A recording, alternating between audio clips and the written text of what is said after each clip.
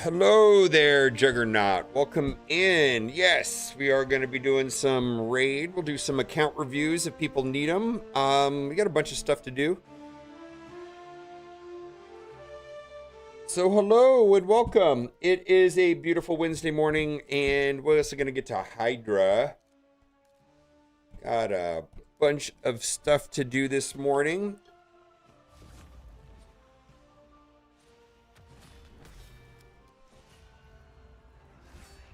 We'll we're gonna do count reviews, Hydra, faction wars. Gotta start prepping my Wickwell. Gotta finish up the fusion. Still working on the fusion. She looks like she's gonna be kind of bonkers good. So we gotta keep working on that. Hello, how are you all doing? Oh, there was a new promo code yesterday. Holy moly, and I don't think I ever used it. No, I know I didn't use it. Let's see here. Raid together?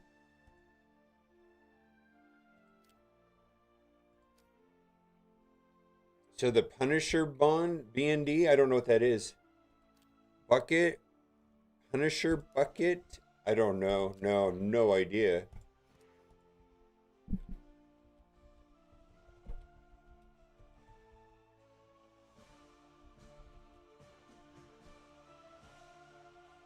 Raid together?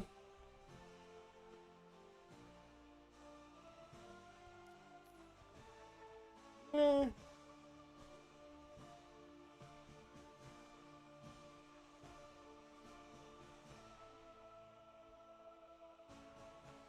I don't know what that is. Oh, the Punisher and popcorn bucket. Oh no. I think it's cool that that's turned into a thing. I hope it makes going to the movie theater more or whatever people want.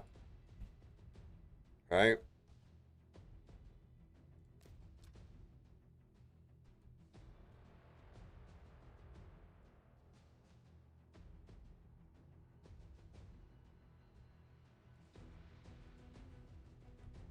I feel like movie theaters have kind of lackluster. 200 energy. You know what? Oh, I shouldn't have collected that. Shee, why did I do that? All right. I need to come up with a new. Now that I've got Marius, I probably need to rethink all of my um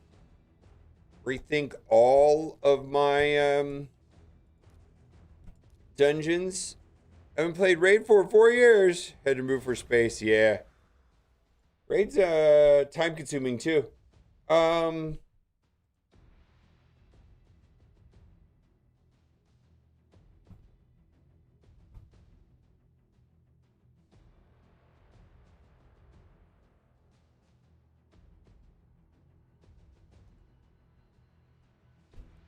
I just wonder if there's a more efficient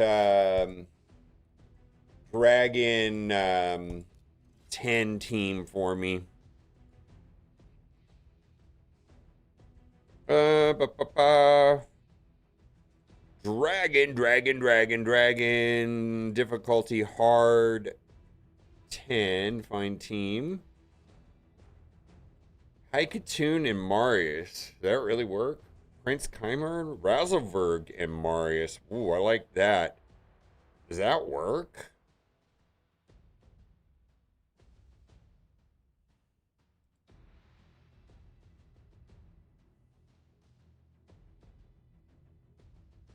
I don't know if I have a fast enough Marius. 306. Let's try it. Oh yeah, Raid's probably just insanely time consuming. I can't believe this is gonna work that easy. I don't think I have mine tuned for this. I mean, I could do that, but Razelvarg plus I don't really want to retune these guys necessarily just for a solo build. But if I can get this to work, what do we got? Marius. I kind of need to put more attention into my Marius as far as like better gear, I suppose. Probably one of the better characters in my roster. Let's see how far this goes. Power Sorter Cup for Master of the Universe. Oof.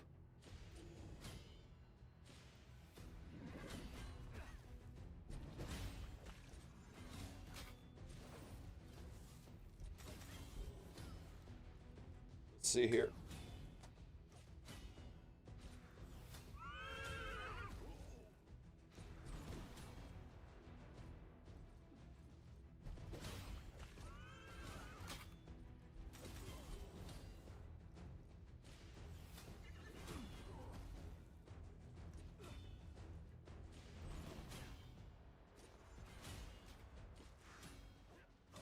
Well, I mean, I feel like this is kind of working, right?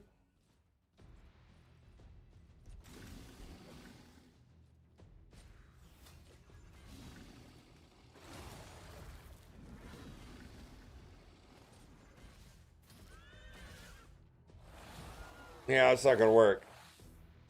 Let's see. Edit my team. I don't think that's gonna do anything. Let's see if we can do Stultus.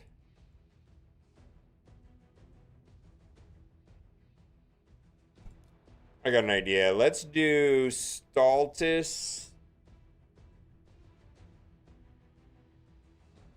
Ooh, I got an idea. Marius, Stultus,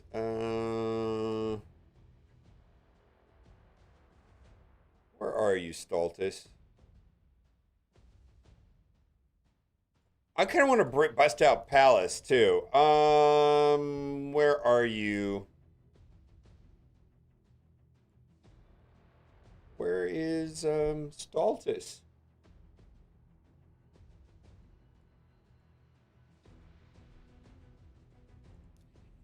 I guess I could do it that way. There we go. What's up, Steven? What's up, Zodi?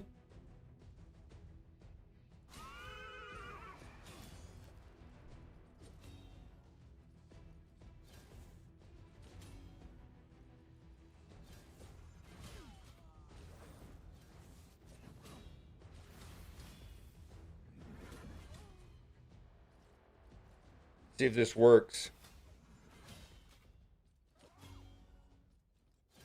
Well, the extra turn meter there is actually super helpful, I suppose.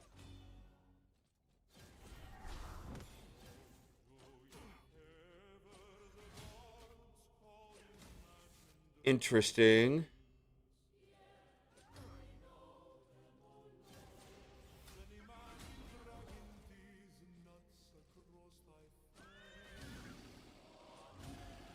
I like that extra turn meter there. That seems pretty good.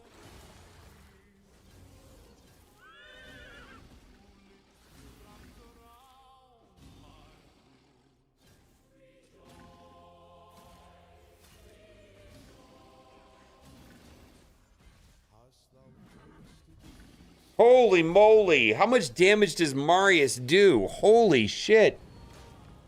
And do I even need Stultus?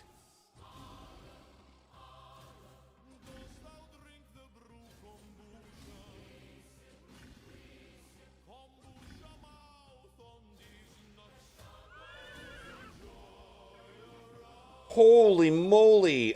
Let's see if we can do this without Stultus. Holy moly, I had no idea. I had no idea.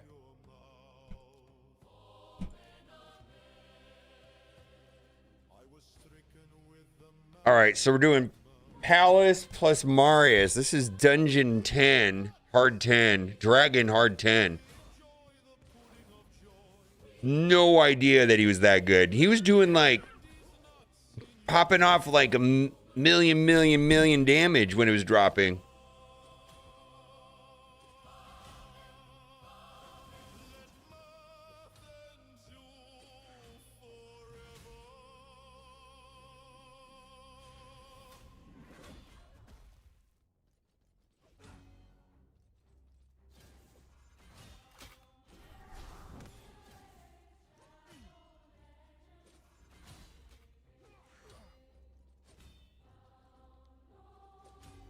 Okay. Yeah. All right, let's see how far this goes.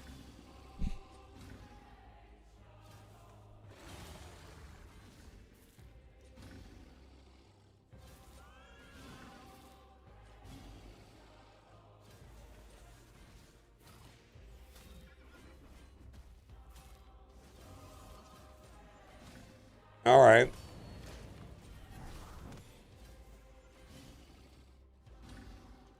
Yeah, I think this is a two-man right here. All right, I'm gonna. I know that the CVC is not running right now, but I think I want to. I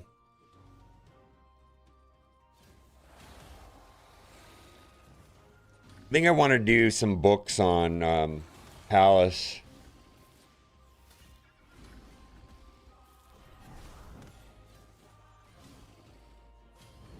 All right. Let's see here. Let's see. I think I just got to do it.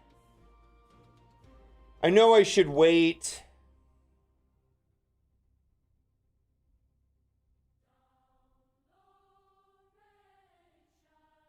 I find I'm using her all the time. I don't feel like waiting all the way to CVC. You're the nerd. Great skills. 8. Let's see, I need mostly those 2.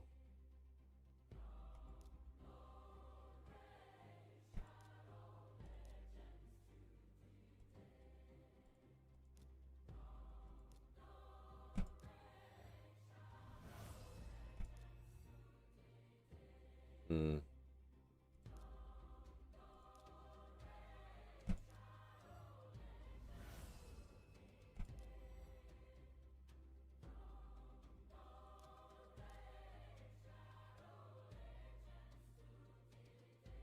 Wow. She needs all of them, huh?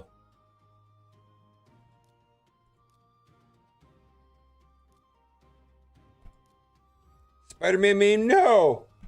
Oh my god. Wow, the one that I actually need. That's not the one I need.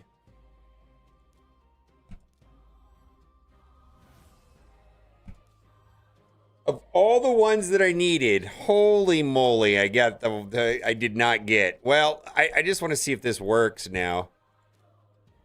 Uh, Dragon Tournament. Super Mario Galaxy Lay at Home. I have my sources. Very nice. Yeah, you can get anything day of release off of that one. Probably from a webcam or a camcorder. What are we doing? Let's see if I can get. We're trying to dial this in here.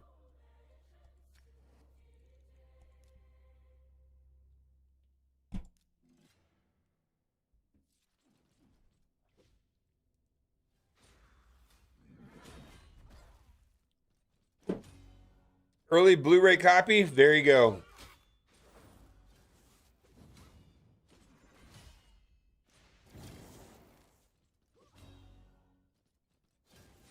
I wonder if just that improved heal mechanic is going to be.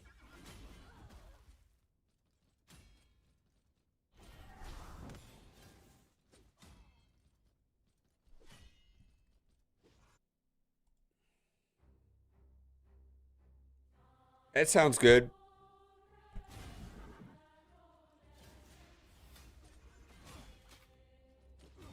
I wonder if I should put. I think I need to re-gear Palace for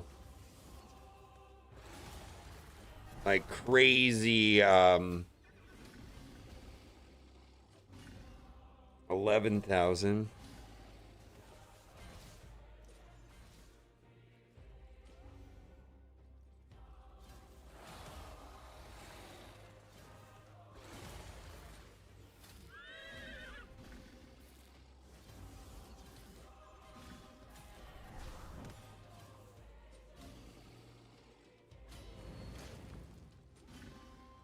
Hmm.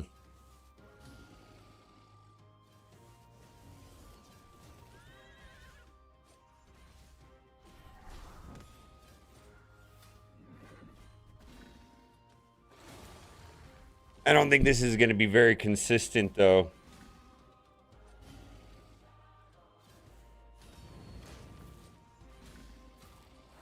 No. All right. We'll try. I guess it's just not going to work that way. We'll put Stultus back on there. I don't know why I'm trying to do this way. I just kind of want a fast version to get through this.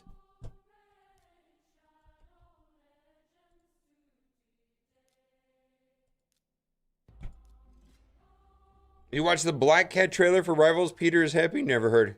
Never heard of this game before? What's up, Ritual? Is the tactics from the movie Dragonheart? Lydia with the Weekend? Maybe. I mean, I have a 3-man, but I just kind of want... I mean, I think I had, like... I just kind of wanted to see if there was a team that... Like a 2-man with Marius. Because Marius makes this so much faster, right? Like, I have a super slow Stultus team that can do it, but it just takes a long time. Or, I mean, I could do Turtles plus Theodosia, but I'm trying to see if there's a 2-man fast Marius team is what I was hoping for.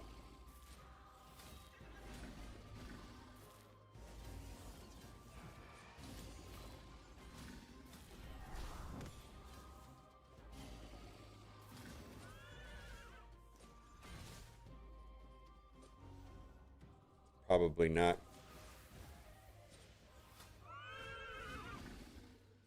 Well, yeah, it's kind of bonkers fast, I suppose, right?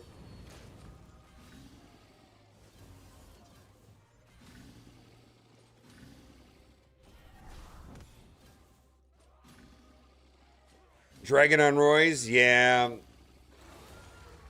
Well, I mean, see, here's the thing is, I guess Stultus is just going to make this,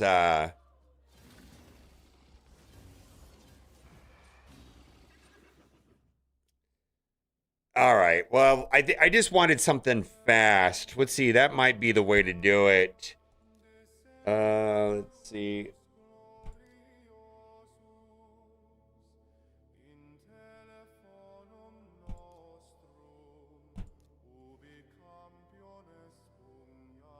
Oh, well, welcome in, Guitar. No, it's fine. I'm gonna have to re-gear Palace at some point because I'm using her like everywhere, and I need her to be like 1,000 times faster. Like right now, I think she's. I need her to be about 350 or something. I probably have her like, and I need her. Let's see, she's at 274, but I need her to be like 350 in full protection.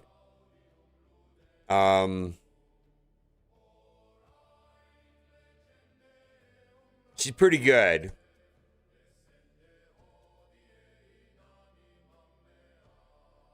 This is kind of. I need to get that also. One more book. Perch Shadow, yeah. I'm just curious how fast I could get her if.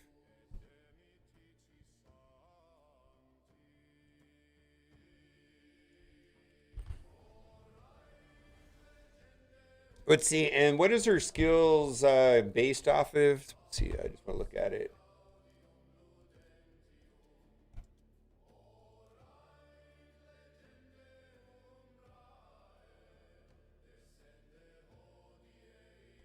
Mm-hmm.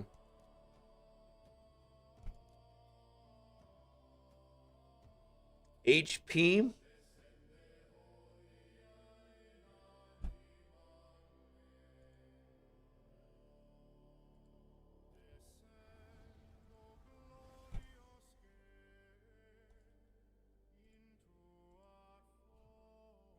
We want 9-piece protection.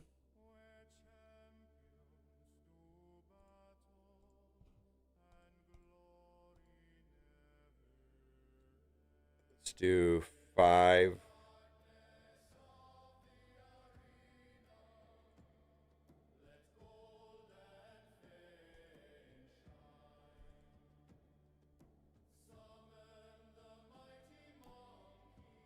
That's not true.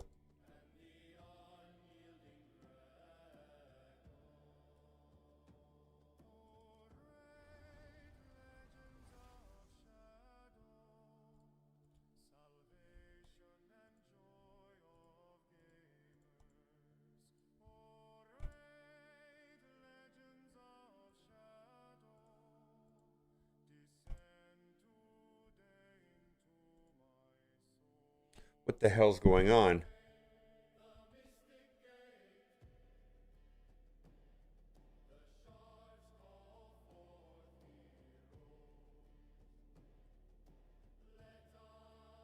What the hell is going on?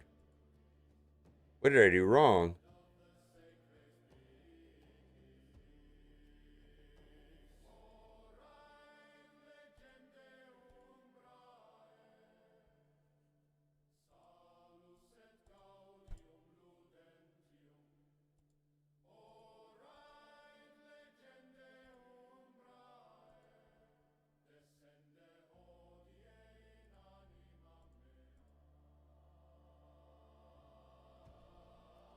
All right, something's wrong with my PC.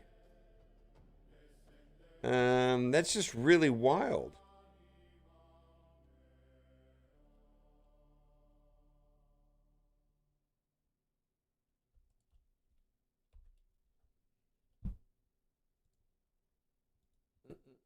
Mm-mm.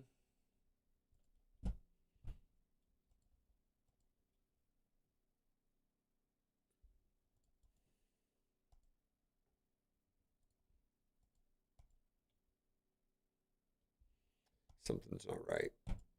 Something is not right. What did I do wrong here? Live refresh champions, palace, sets. Oh, I know what it is. She's an Argonite. I don't have. All right. I get it. I know what's going on. I don't have an Argonite 9-piece protection.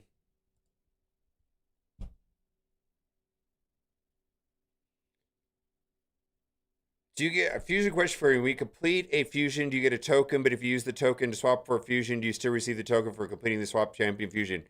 I do not think so. The way that I understood it is that it basically equates to two swapped characters a year. But maybe my math was wrong. But my understanding is you do not. You have to complete 3 fusions, and then the 4th one is the swap, and then you have to start over. Because then, if you could do that, you could just always do that 1 token fusion over and over and over again. Yeah. Well, if it only costs 1, then you could just continuously do it, right? For all the ones over and over again. Right, Santa Claus? Who would be a better nuker? Depends on what you want to do.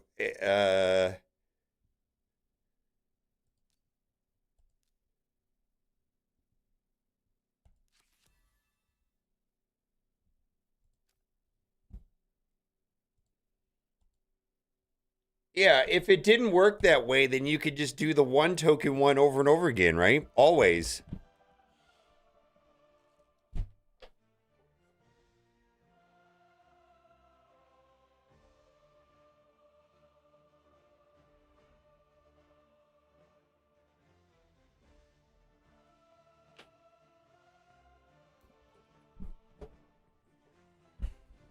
Yeah, so the way that I look at it is I figure I get to clean up 2 a year.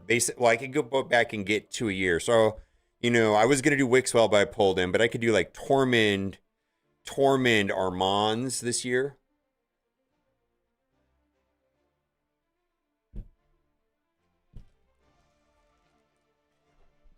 Also, it has to be a garbage fusion that I'm not really wanting to do, which is also a value proposition too, right? All right, so the reason why I can't put Palace in protection is that I don't have the accessories for Argonites.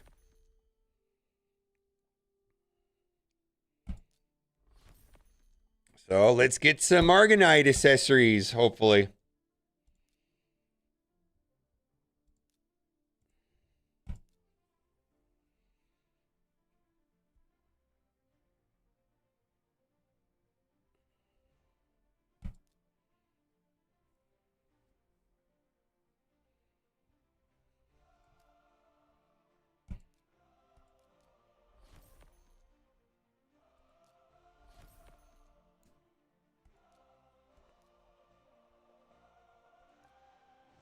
I'm kind of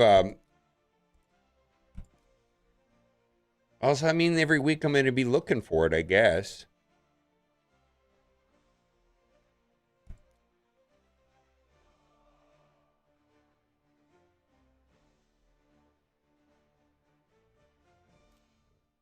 I probably need to redo my Hydra teams at some point.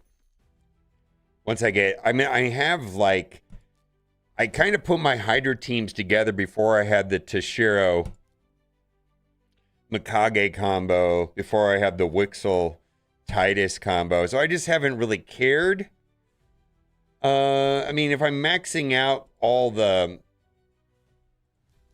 the stuff. All right, what I need is Argonite.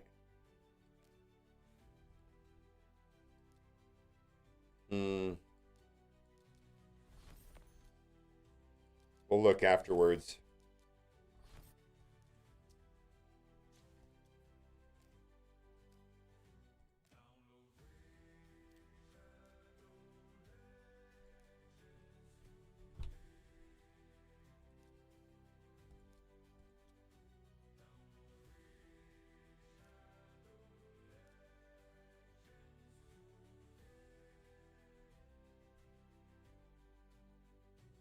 Yeah, I just don't have it.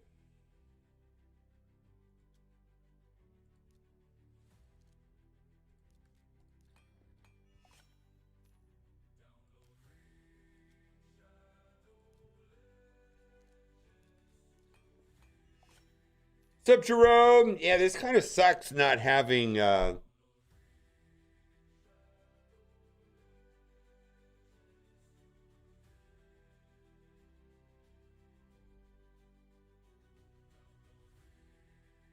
well, I could do a merciless.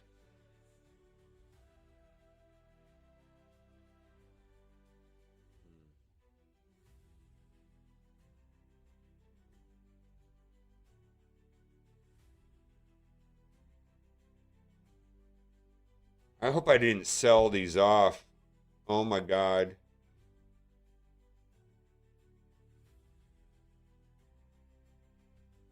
Fuck me.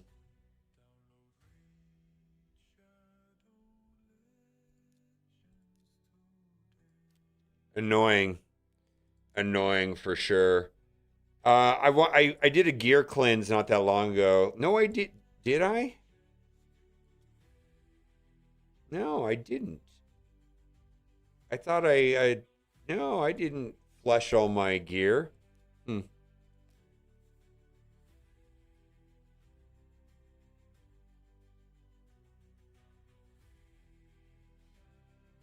If you're trading the fusion, okay, so the way that my understanding the way it works is right here. If you go fusion right here,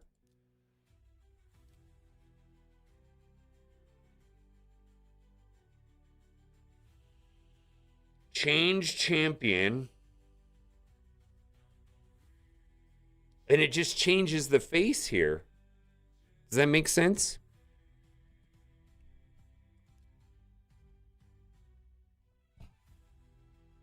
I just select this nerd, and then it doesn't have Marva there anymore.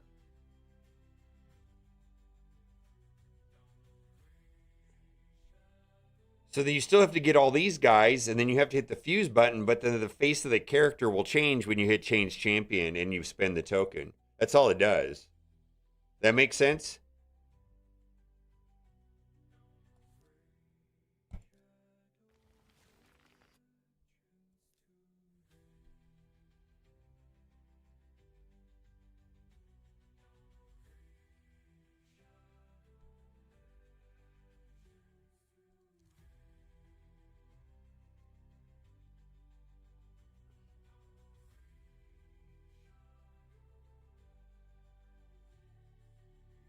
Yeah, and it doesn't work. It only works on fusion. It doesn't work on the pure fragment fusions. Does that make sense? Like the ones where you get 10 shards of Marva, 10 shards of Marva, it doesn't work on those. It only works on the hybrids and the fusions. So this one's a hybrid, right? Fragments for the epics, and then the epics go into the fusion. The pure fusion has a bunch of rares that go into epics, and then the epics going and then go into the fusion. The fragment summon ones don't work with the token system at all. Yeah. So if we have if Marva was a fragment one, it wouldn't be eligible. The only ones that are eligible to be swapped out are the fusion and the hybrid fusion. This one here is a hybrid fusion. Clear as mud, right?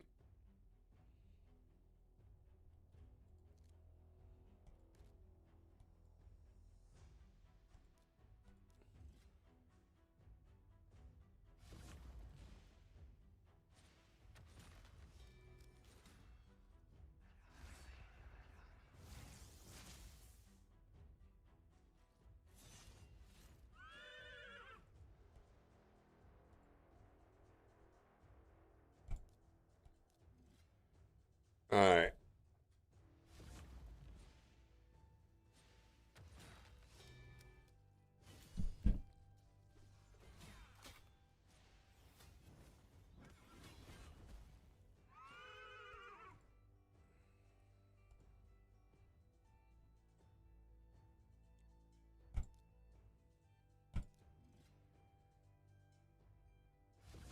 It'd be slightly less annoying. It wasn't confusing some. Yeah, well, I'm not even 100% on it yet. The way I look at it is, I mean, for me, I'm all or nothing. It's going to be the 3 cost ones are the only ones I want. I'm not looking for value. I'm not trying to get a 2. At some point, you realize that you rather have quality over quantity. Because the game will throw over time quite a good number of legendaries that may be good or useful or situationally good, but eventually you just want badass characters like Marius. You're just like, man, I just need the over the top good ones rather than a bunch of good, goodish ones. I don't know if that makes any sense.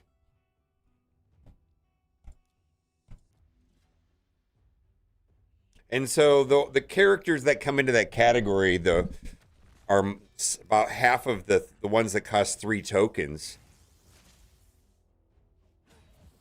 Yeah. Hello.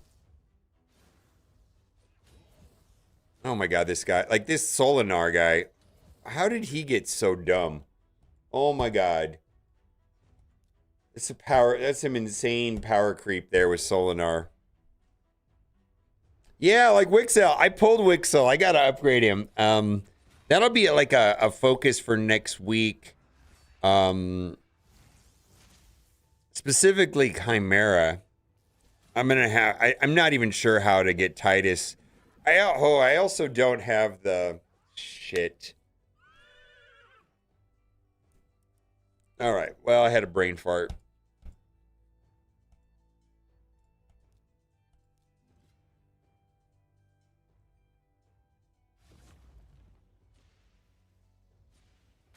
I need about 15 legendary books. Oh my god. Oh, I might have to wail on the books for Titus and Wixwell.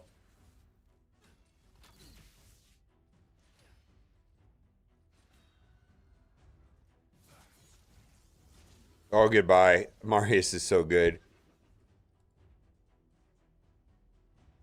Yeah, Solinar is crazy.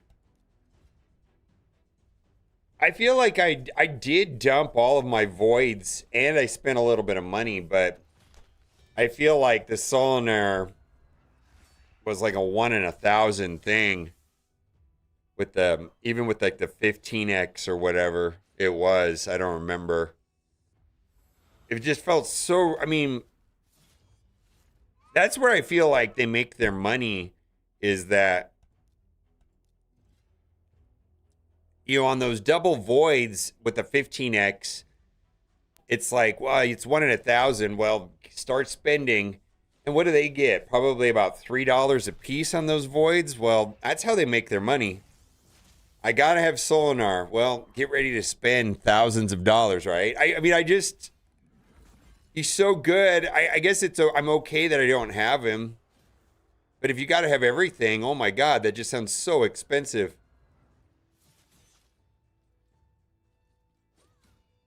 Oof.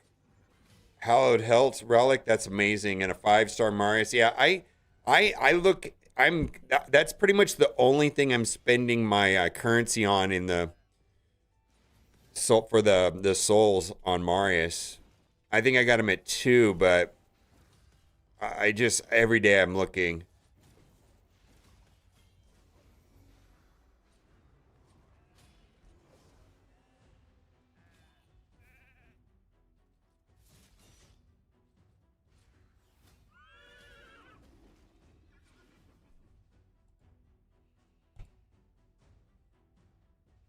Yeah, I would love to improve my Marius.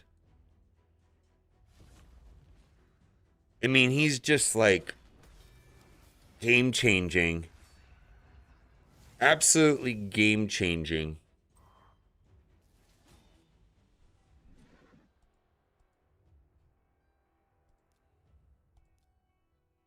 Oh, I have a lot of these tokens.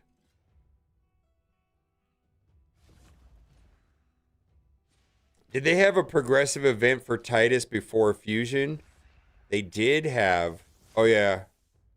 I don't know if that was a question or if it was a comment. I don't remember.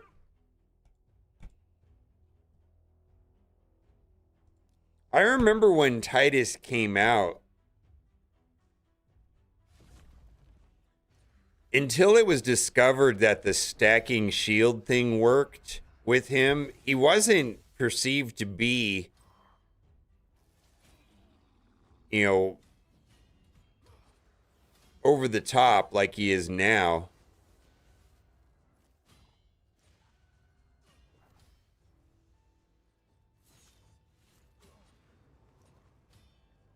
Oh yeah, I was talking to Kat. Kat unlocked Lydia today, and she's working on Marius, and she's like, "Man, this is gonna take me like another year." I go, "Probably."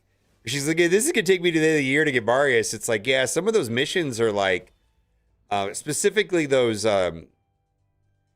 items that come from the Iron Twins. Like one of them, where you got to get 40 of those silver ones, and then 80 of them. Those take like a month, and then 2 months, and then get 4 mythical chests. Well, that's like 10,000 energy. You know what I mean? It's just like, oh, it's like, and then I was like, and babe, you haven't even got through like Fire Knight 10 yet. That's a thing too. Yeah, I'm sure she's sick today, but she was really pumped this morning that she got Lydia. I was like, oh, Lydia's so good. Lydia is so good. I also feel like Lydia is like, you're no longer an early game, right? It's like Lydia is like kind of like a line drawn in the sand. Is like, okay, you're definitely mid game now.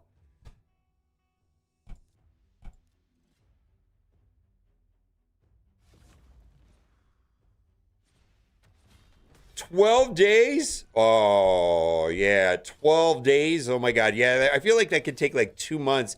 I spent the gems on the Sundays, the void day, but I didn't really feel like doing it in other days. All right, we'll have to come back to that. Mm,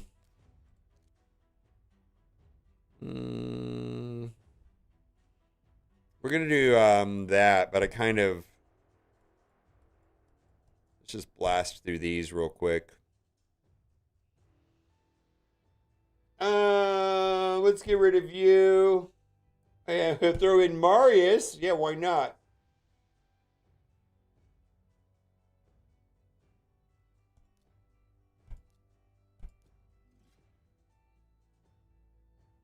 How'd you get Ludica? I'm stuck on the champs to fuse Justicar. Okay, yeah.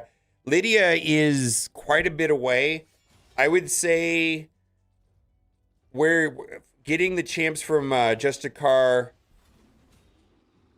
yeah, is the campaign farming, right? That is relatively early in the process of getting Arbiter. Like getting Arbiter is a big deal. What do I want to do here? Mm. Mm.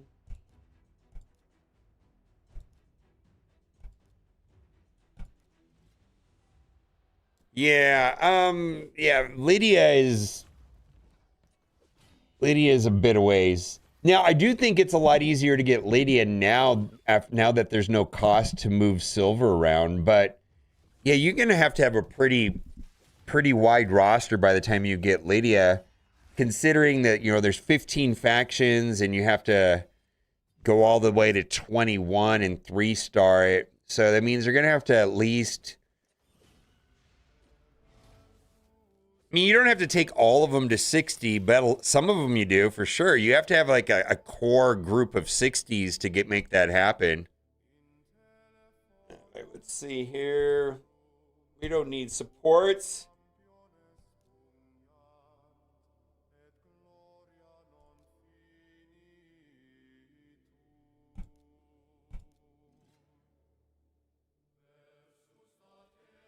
Yeah, no cost to move now. Yeah, no cost to move gear around, not silver. Yeah.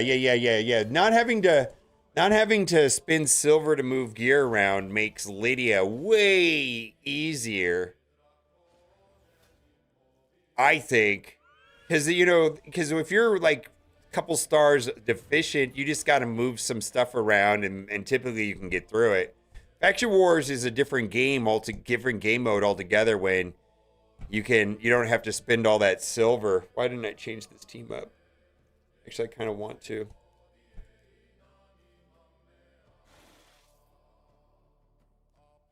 As long as you have the gear for 5-star champs, yeah. Well, you have gear, just pull it off of your 6-star champs, right?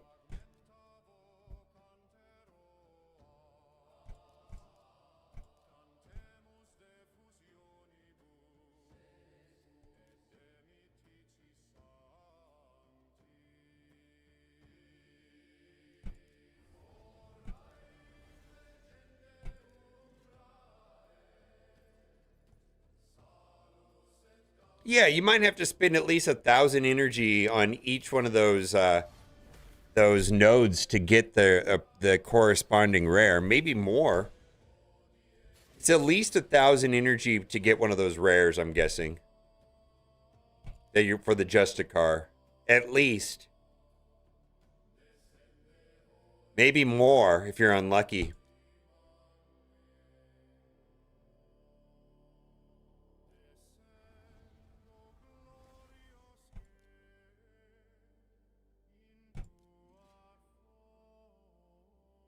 Yeah,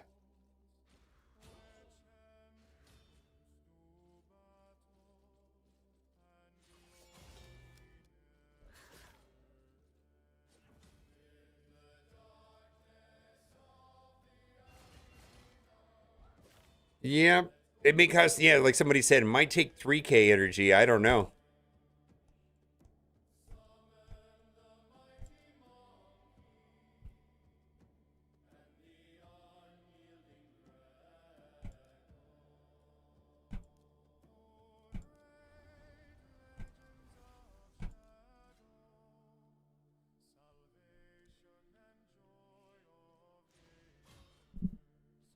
Yeah, raid is there are definitely things in the game that are grindy, and it kind of the idea is that you don't really want to babysit it all the time. Sometimes you just have to set it and forget it.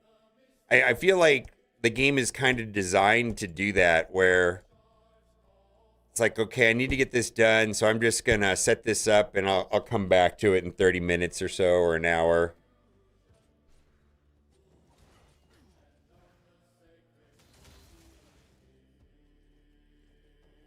Undead. Trying to think about who is strong in undeads.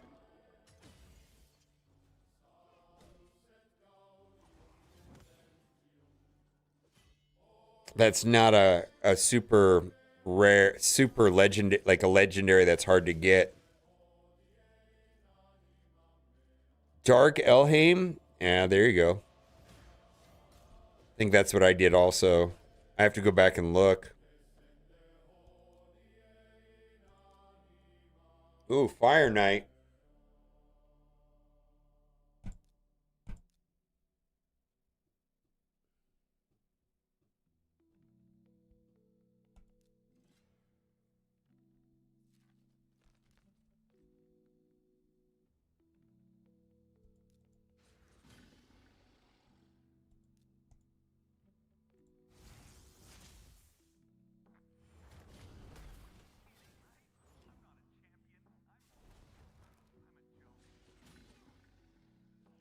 Yeah, well, I think what they mean by wait Shadow Legends too is that once you start getting resources, you don't really want you're pretty much incentivized to hold on to them, and then you're waiting even once you get things, right? I think that's what I mean, I guess wait Shadow Legends means different things to different people, but for me, wait Shadow Legends means is like, all right, you know, I've got all these legendary books, but I should save them. Oh, fuck me. I've got to wait until the event pops up or CVC.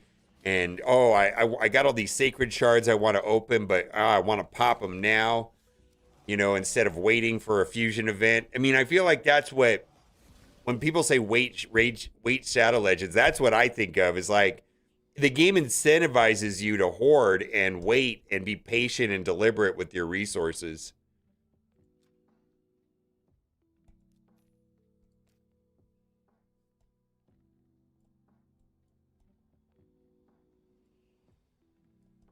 All right.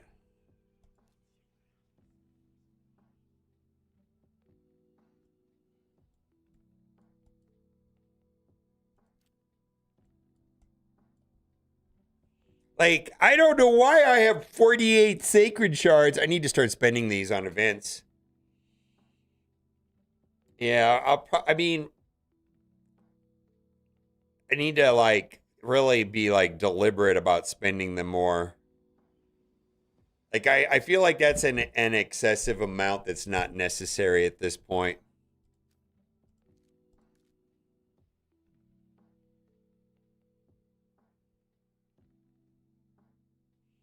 Well, I mean, some things you can, it gets easier to upgrade things quickly.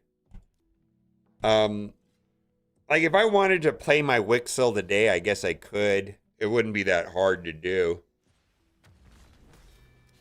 I just know that because I feel like once you're and if you don't have Arbiter, I wouldn't be looking into the fusion schedule. But once you're in the fusion rotation, you kind of just know when spending your resources is going to benefit you the most, and it actually kind of becomes very logical of just having things in queue and waiting. The game is somewhat punishing if you've got to have it now. Um, for example, like if you don't want to wait and do the masteries by doing Minotaur 800. Typically chickens though, chickens is really a pretty big strangle initially when you start playing raid, but that eventually goes away. The chicken and brew problem. Eventually it becomes less of a problem. Legendary books, oh yeah, I still struggle with that.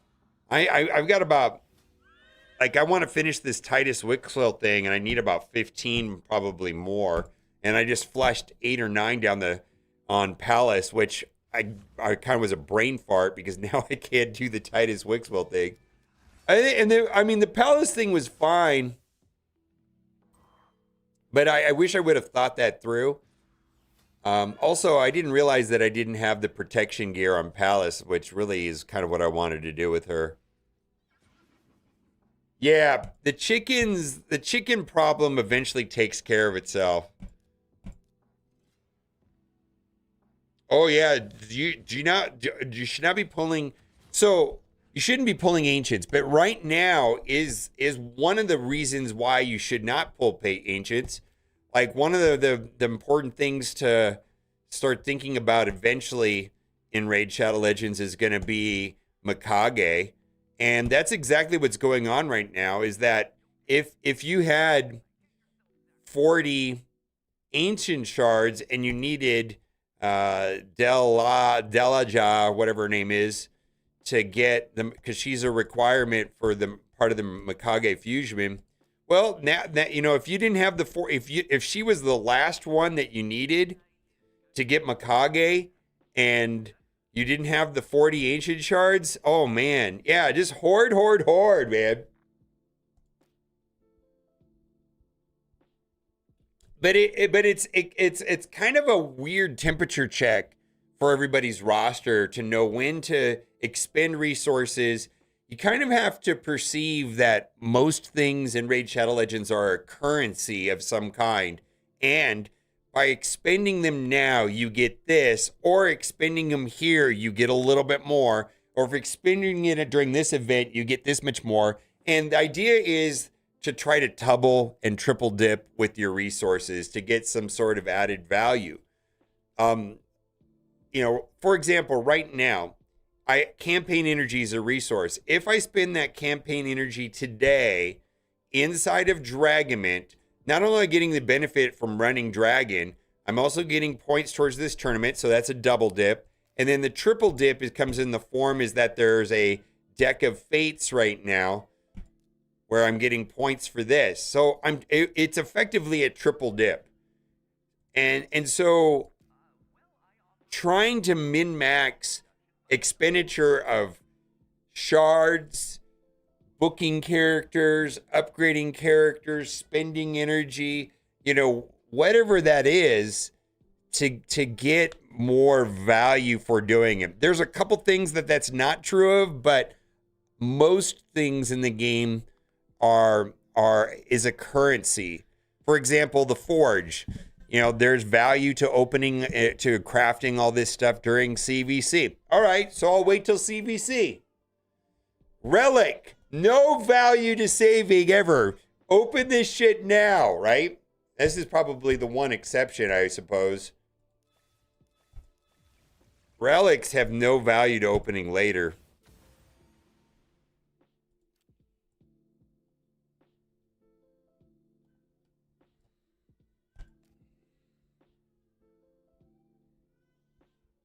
Yeah, well, fusions, you got to take advantage of when there's no fusions or get ahead of the fusion. And when you're ahead of the fusion, start expending the energy the way that you want to. Yeah.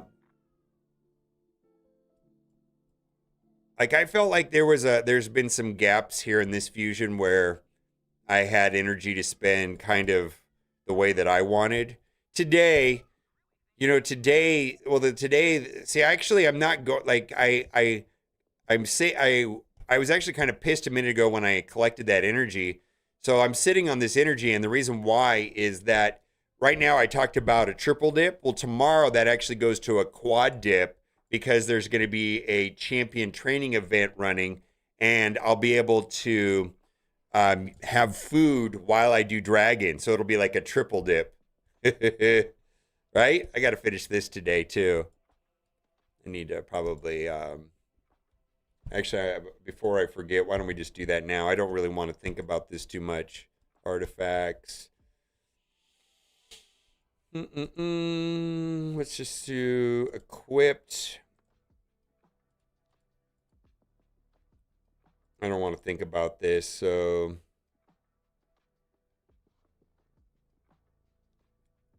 let's see. Artifact ringing, godlike. And let's put that at 15.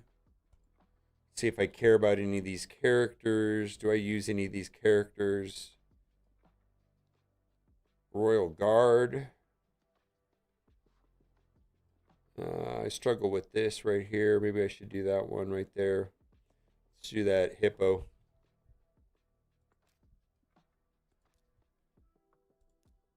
Off.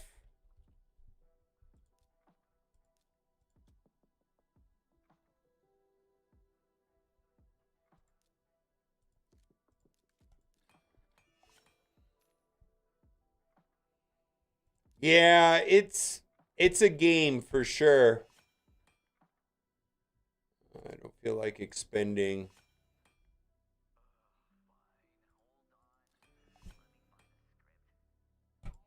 Yeah, it's kind of unfortunate that the game is so complicated that RSL Helper and or Hell Hades Artifact Optimizer definitely makes the game a lot easier to manage time. I do think it's a disservice to become like mindlessly follow some of the websites. You kind of I think there's a learning curve to like getting information off Yumi Love, getting information off Hell Hades, using their optimizer, then kind of compiling the information, trying to figure out what worked, what didn't work, why it pointed you that direction, why it didn't point you that direction. And then there's some insight gained there. But sometimes it's just too much to process, frankly. All right, we got to get through that. All right. All right. Saving this for the champion chase. Okay. So then the account spend all the energy because aren't, but yeah. Yeah, I think a lot of the min-maxing thing that we're talking about here in the stream does not apply in the first 90 days. Does not apply in the first maybe even 6 months. I think I think that the primary thing, oh, I got to do this. Did I not? Let's spin that. Also, I always have a problem with these. Did I do my clan quests? I think that I think that like right when you start playing Raid Shadow Legends, you have to be able to campaign farm on 12-3 Brutal. You got to move as high into gold as possible in Arena. And the idea is to probably make it to gold 5 eventually, right? Being able to move up in clan boss is probably the most important thing to do early game, because clan boss, nightmare, and ultra nightmare difficulties are going to give you access to some of the most scarce resources of the game, which is to be legendary books and sacred shards. And sacred shards are going to be the currency that fuels fusions. And so, like, all of this yappity yap stuff that we've been talking about for like the last 10 minutes does not matter if you're not moving forward inside of Demon Lord Clan Boss. Right? You just got to. Let's see, what do we want to do here? Spiderlings, no. Shields. Do I run shields in Clan Boss? Or in Tag Arena? I'm trying to think about my tag teams.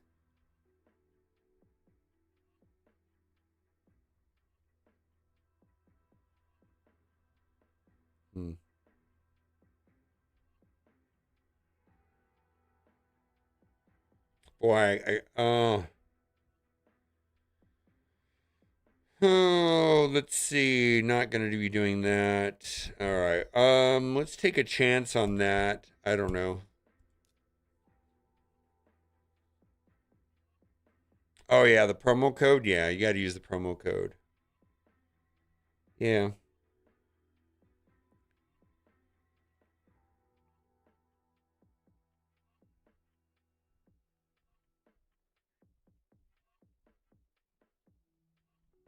I guess we'll double down on that, right?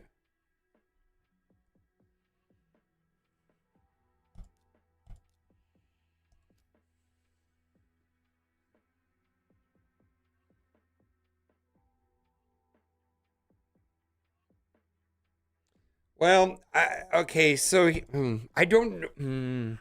I would have. It's super okay.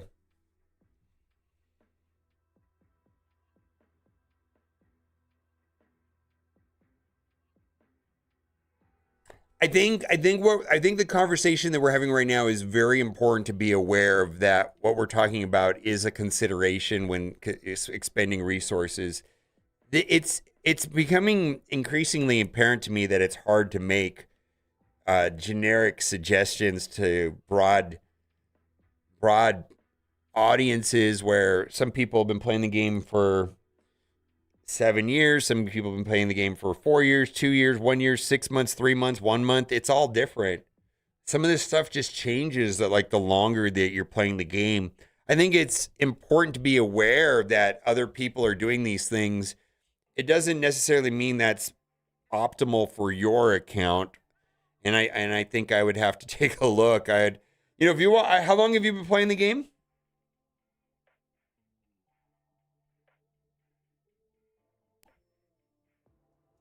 Guitar Slinger, how long have you been playing the game? How many days have you been playing?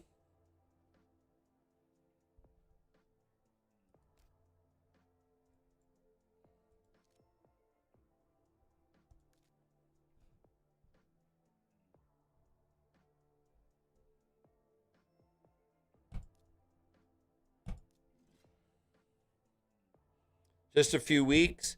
I would say save shards until there's some sort of boosted drop rate, like where you're getting 2x value, double drop rates or something, or 2 for 1, something of that nature.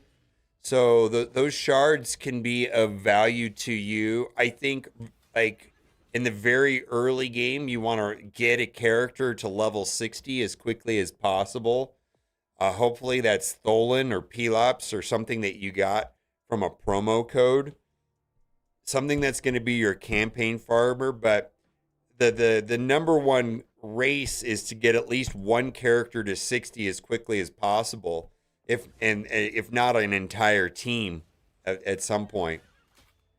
Knowing that a character at level 60 can wipe out an entire team at level 50, it's just got to get the 60s rolling. Kind of having a plan on what character to upgrade next. All right, we're done with that.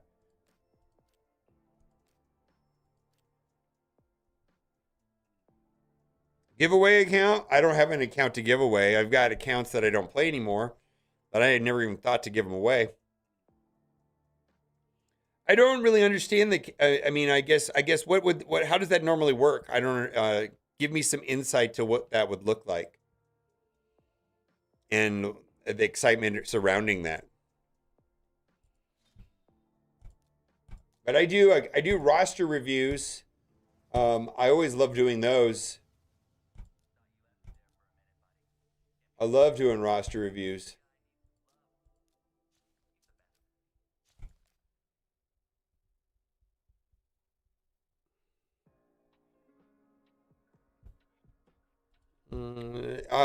The way to get a hold of me is to go to my Discord server and ping me.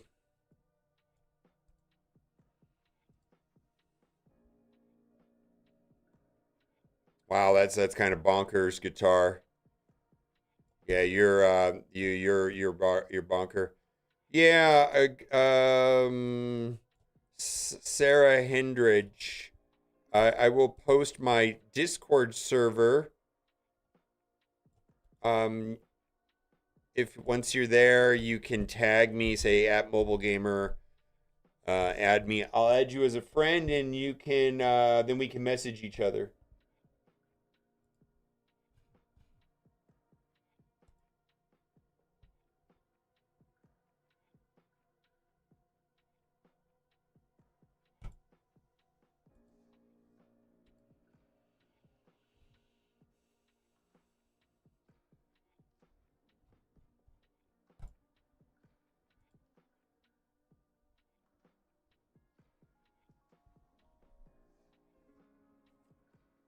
But my Discord is set up that you can add me. I've got to add you.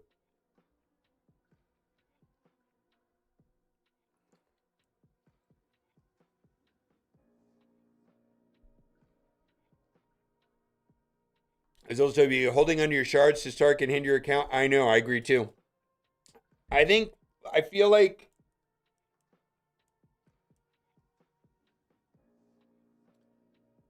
everything in this game is so situational. I know hoarding later on makes a lot of sense. All right, did I get this character already?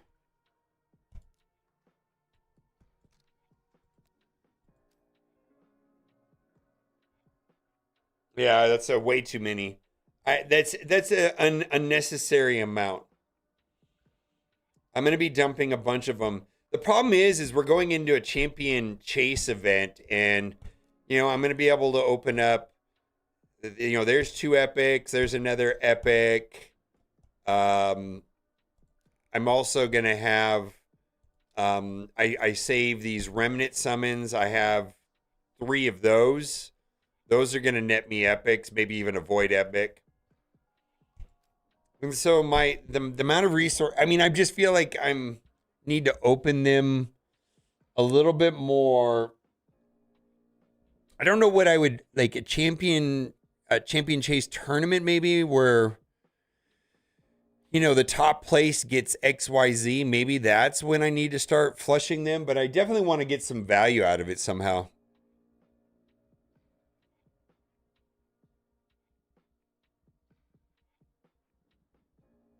Yeah, Guitar Slinger, ping me on Discord. It's a good amount if there's a tournament in first place to win a champ. Yes, that's exactly kind of what I'm saving them for, is some sort of situation like that where I can get, a Solinar, right? I'm not willing to.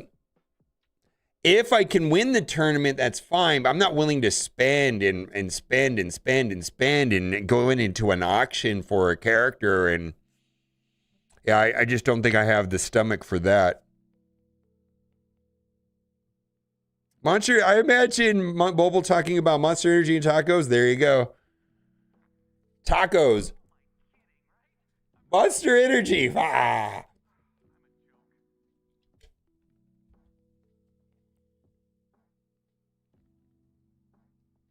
Oh, I got blisters right here from the liquid nitrogen they put on me. This one on my arm, oh, it popped on its own. I didn't pop it. I don't remember it popping. Yesterday was Taco Tuesday? Oh. Okay. Yeah, we'll do roster reviews. I'm open to just if you join my Discord server and tell me your Discord, maybe if I can see you in the loading zone. Otherwise, head over to, let's see, the drop zone.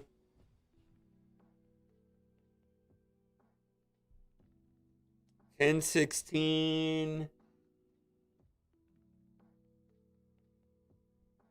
Somebody with an L and somebody with an S. Who's that?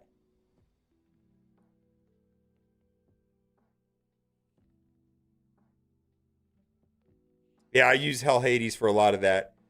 Like I said, eventually, I think because there's so much to absorb early game, either using Hell Hades or Yumi Love, something is a good place. And then after a while, you start asking yourself, what do I want to do with this character? And what is this character? What am I trying to accomplish with this character? Archangel 7 just headed in too.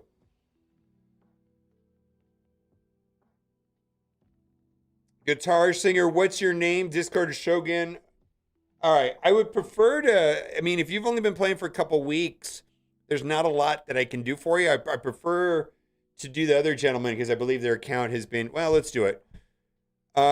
Shogun, how do I turn this off? All right, Shogun.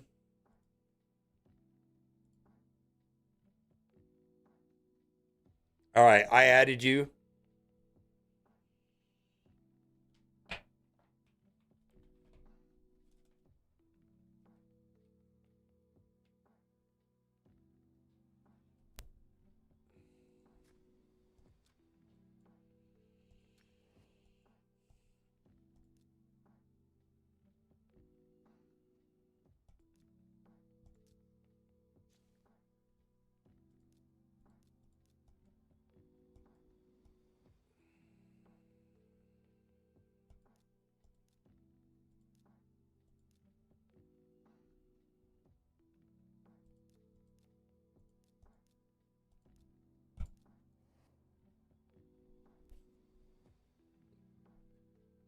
Golden is your second? All right, Shogun.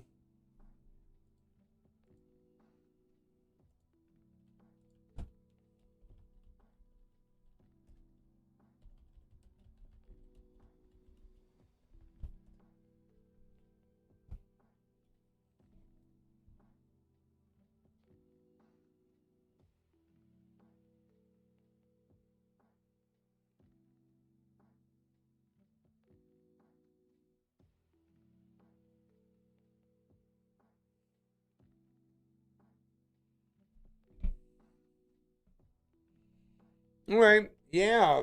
Hit me up on Discord. If you go into my Discord server and you ping me, it's first come, first serve.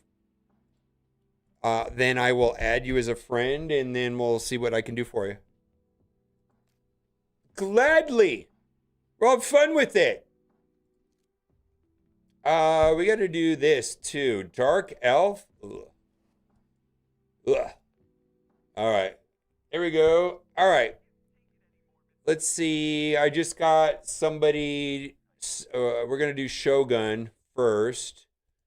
Let's see. Let me go grab my tablet so I can run dungeon and things in the background. I don't want to run both instances at once. I'll be right back.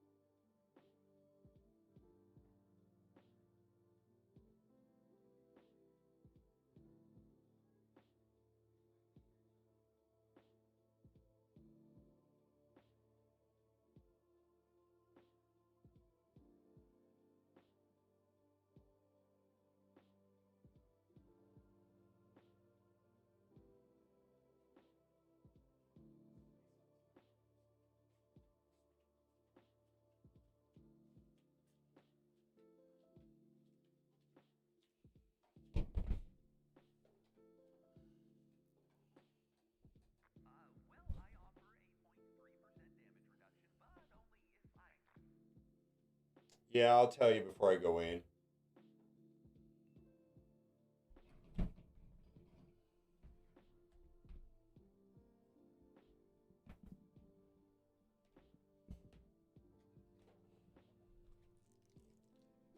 All right, I think we're ready to go. So I just need to do my. Boy, I banged everything out last night. Let's see. Do I have any keys for anything else? Oof, I'm running efficient today. I'm ahead of the game. All right. All right. They were done with that. Logging out.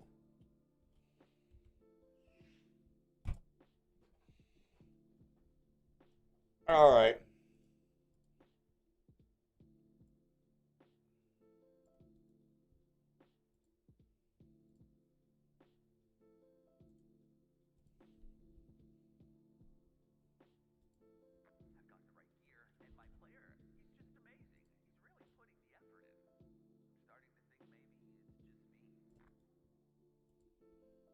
All right. I'm going in, so it's gonna kick you out. I'm going in, Shogun. All right.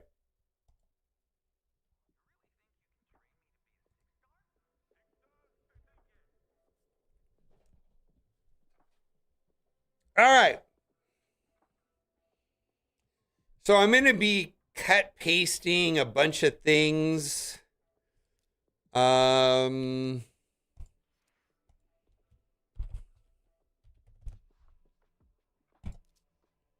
Okay. Shogun. So you've been playing the game for 24 days.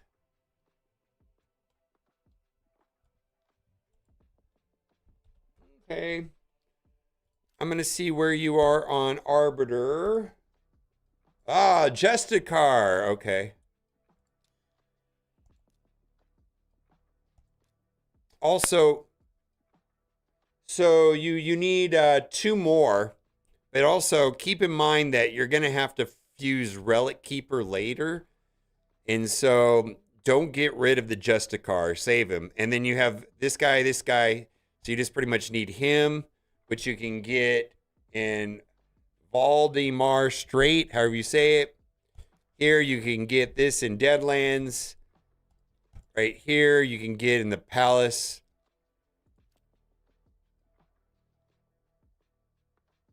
Yeah, yeah. There's a wait. Once you fuse Justicar later in the Arbiter missions, it's gonna have you fuse Relic Keeper.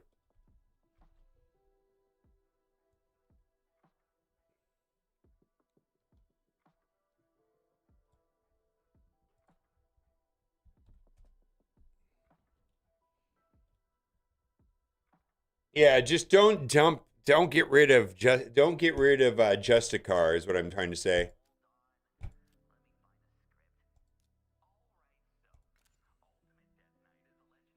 All right. Uh, this is okay.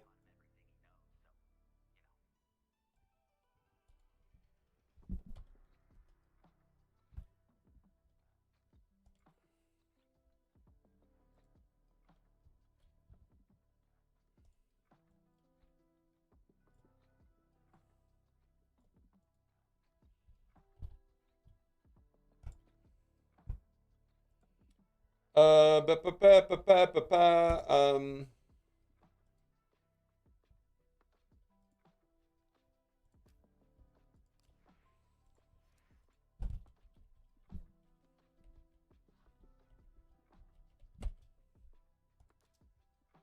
right, you're good on your codes.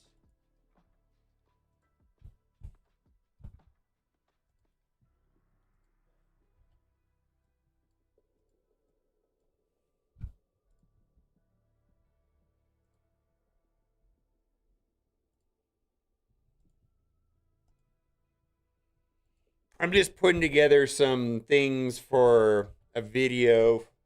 I'll record a video about your account.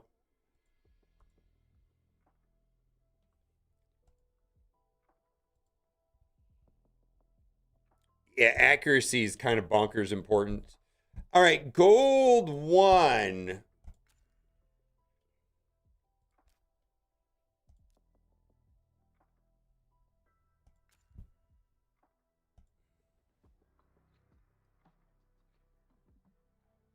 All right, yeah, things get hard in gold one.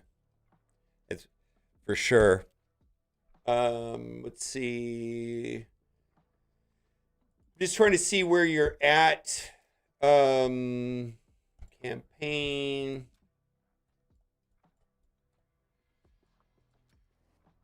Okay. Let's go to your dungeon. We'll look at good. All right. So yeah, I really think getting to 20 is a thing. Oh, well, look at this. Well, look at what we have here. Holy shit. Why not this though? I'm just saying.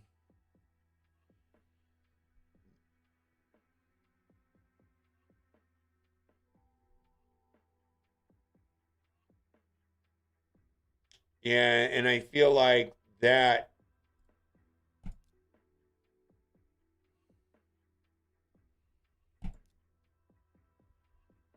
Oh, you don't have. All right.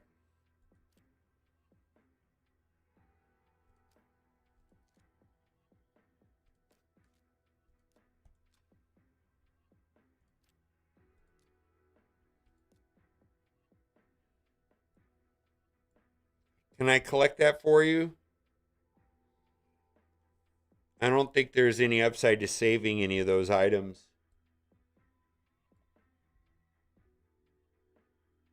Oh, that's what it is. Okay. Let's go look at your accuracy.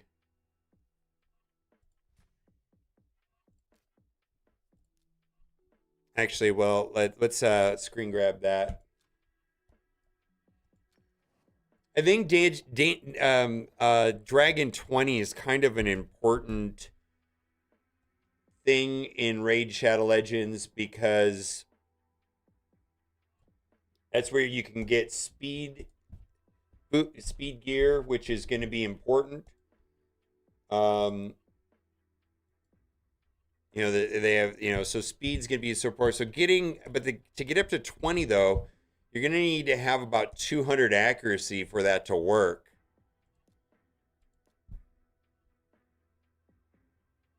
Oh no no no. Okay. Okay. Okay. Yeah, you're going to need to also run, don't walk. Well, what's going on here? What's going on here? Why aren't you using these?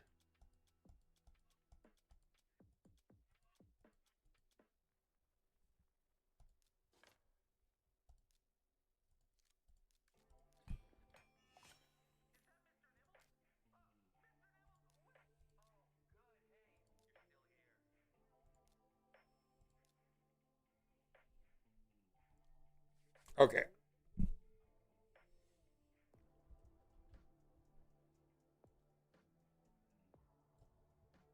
I have things to say, but I'm going to record it all at once.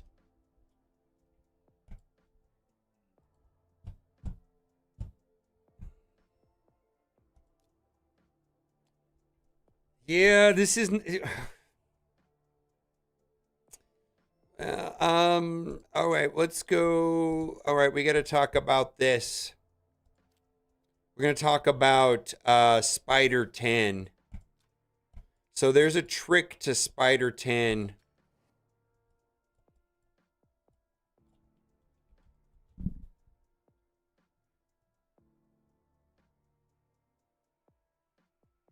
Yeah, you have some bonkers, crazy characters. So, enlighten us, chat. What's the secret trick to Spider 10? Spider 10 has busted drop rates. It's glitched. And it is better than running 11, 12, 13, 14, 15, right?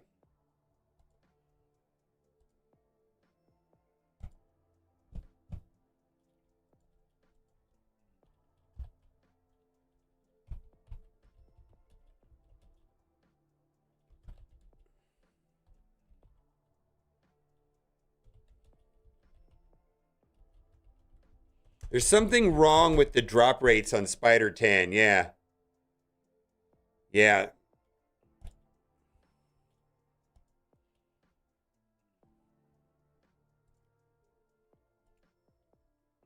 Where's the loot table?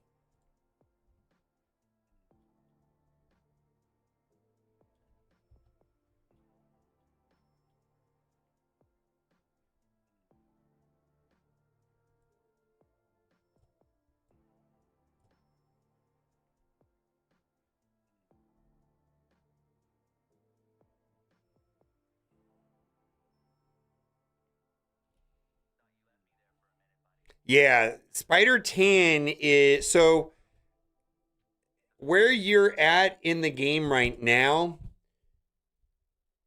it's beyond important to fill all of these spots, to fill that, to fill that, and while you're working on him, right? But you like run, don't walk.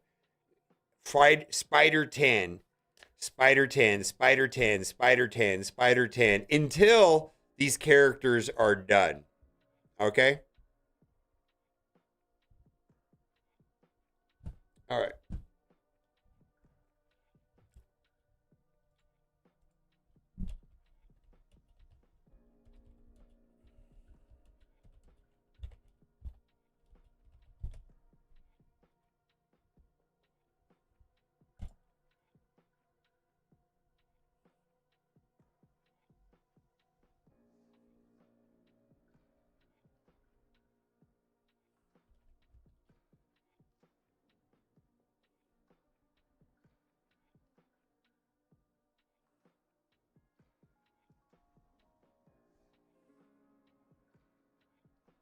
Right here.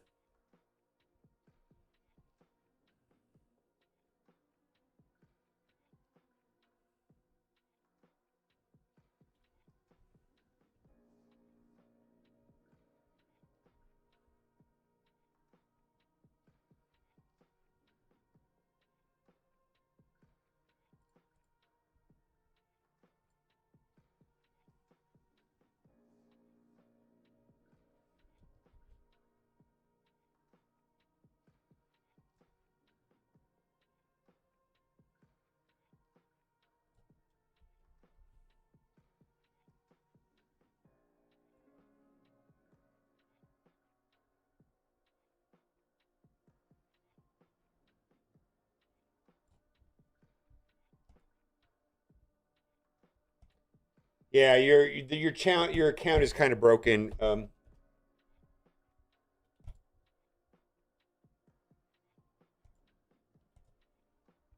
I'm gonna be just dumping stuff into our chat together. There's a reason for that. Is that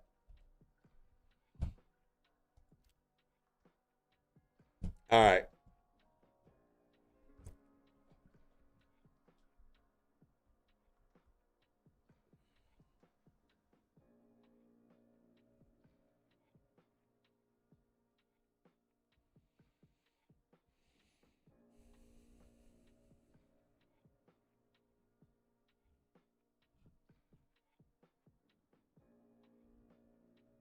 It's glitched. Spider 10 is glitched.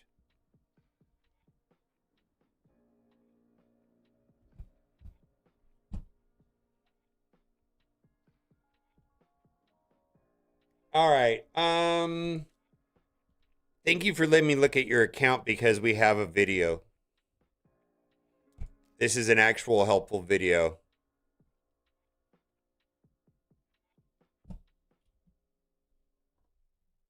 Like you know what I mean? Like I don't think everybody knows about this Spider 10 thing.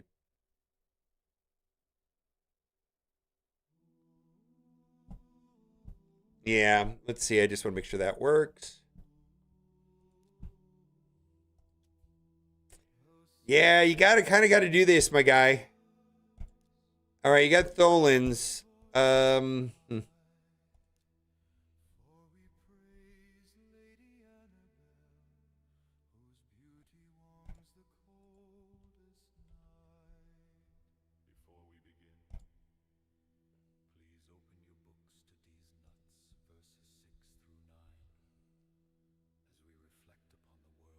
Yeah, I don't think you know how bonkers it is that you have this character, by the way.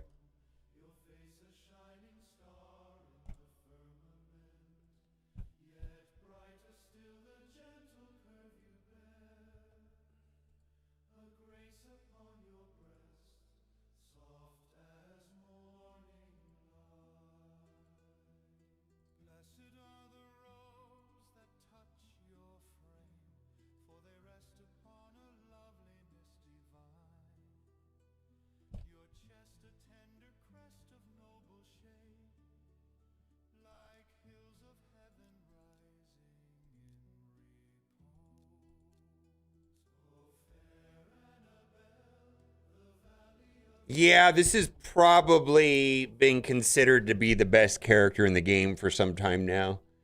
I think Theodosia might be up there as well. I think most people agree that Star Sage is the best character in the game. Yeah. Armand's day 3. I mean,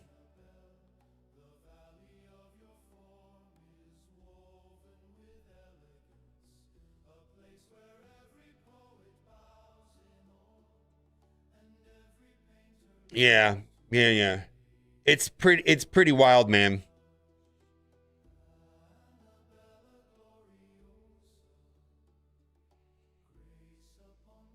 It's pretty wild.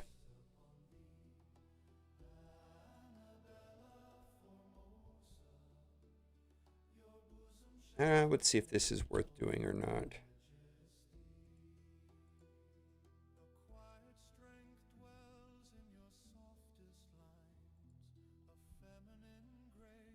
I won't bash you for it.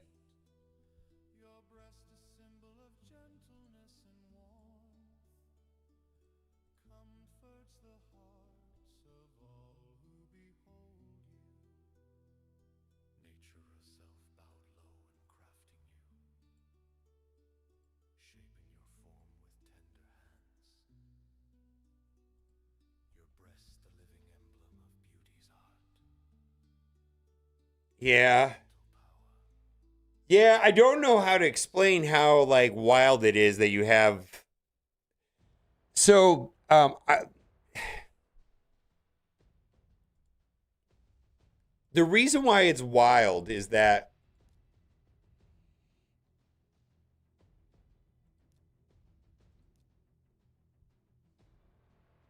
it's bonkers.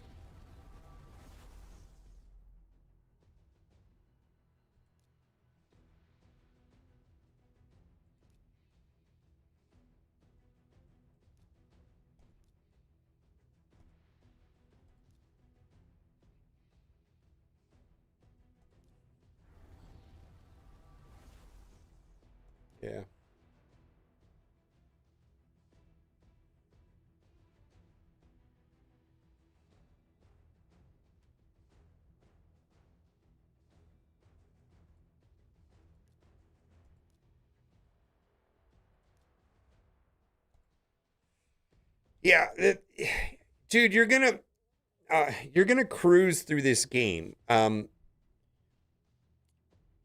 Ezio lead, Star Sage, and those other three legendaries, and run the game over. It's kind of bonkers. It's kind of ridiculous, actually.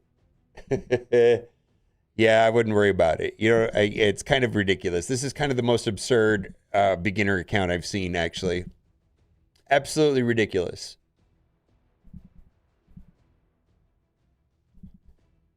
Yeah, you don't need. Yeah,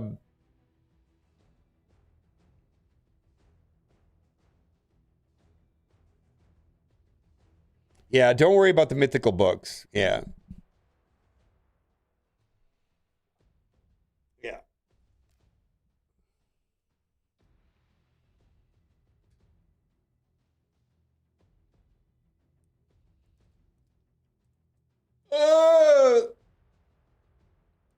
All right, I'm going to use the restroom, and then we'll make a video about this.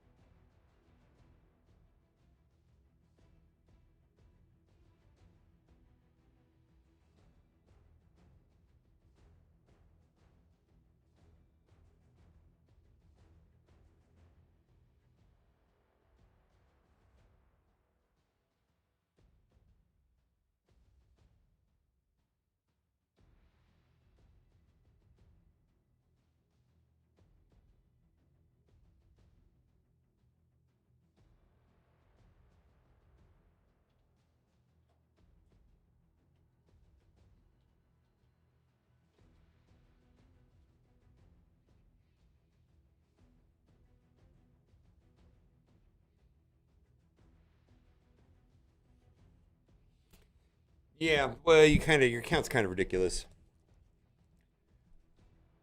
Counts are kind of ridiculous. Yeah. Let's see. Let's do.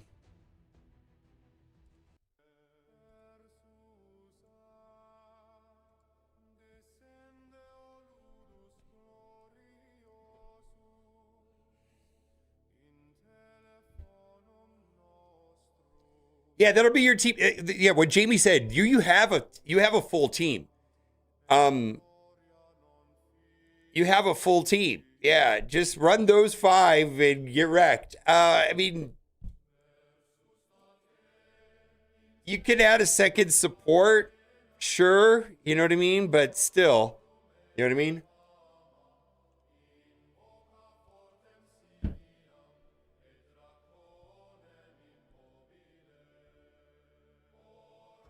Yeah,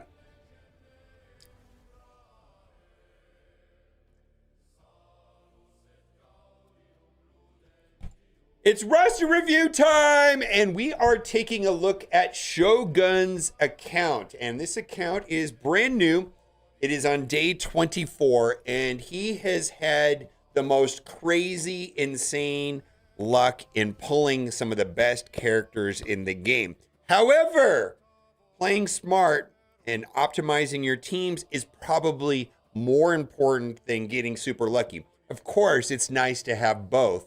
And when I show you what he has in his account, you're going to drool and say, oh my God, like I wish I had some of these characters in your account. Now, if you have not done so already, click the link in the description. You can get your account started right with Tholin and Pelops and Tagore, which this account has. Now, if you're having difficulty doing that, like if you're an existing player, you kind of have to use a new device. But if you're having difficulty, you're more than welcome to email me. I could help you out with that. Also, if you want to use promo code RAID together, you're going to get some items here. I want to say do not do that if you're starting a new account. You want to use the promo code RAID7 to get Pelops. So actually, I want to start this video over.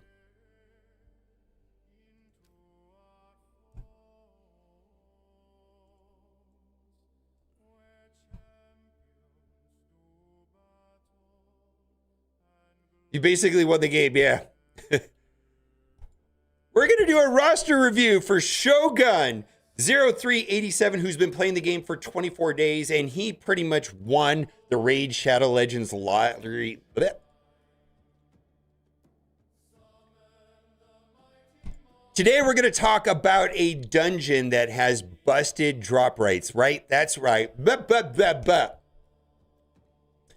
Today, we're going to be talking about a secret trick on a certain dungeon that absolutely gives way better resources than any of the other dungeons in the game. It just has broken drop rates. The developers never bothered to fix it. And for this roster review today, it's going to help his account immensely. Now, this is Shogun 0387, been playing the game for 24 days, and it's insane. This guy has gotten the most insane lucky pulls. I have never seen a early account with the best possible draws I've ever seen. However, without optimizing his teams and building out his teams correctly, it's kind of a waste. So we're going to go into that in this roster review, and that's why I think in Raid Shadow Legends, it definitely rewards min-maxers and smart gameplay. Now, if you have not done so already, click the link in the description if you want to start a new account or get your journey started off right in Raid Shadow Legends. He has Tholen, he has Pelops, he has Tagore. You've got to use in the first 24 hours promo code RAID7. Now, if you're an existing player, there's a new code that just came out yesterday, Raid Together, has some modest resources. Do not use this code if you're starting a new account. You're going to want to use the promo code RAID7 to get Pelops. I don't know.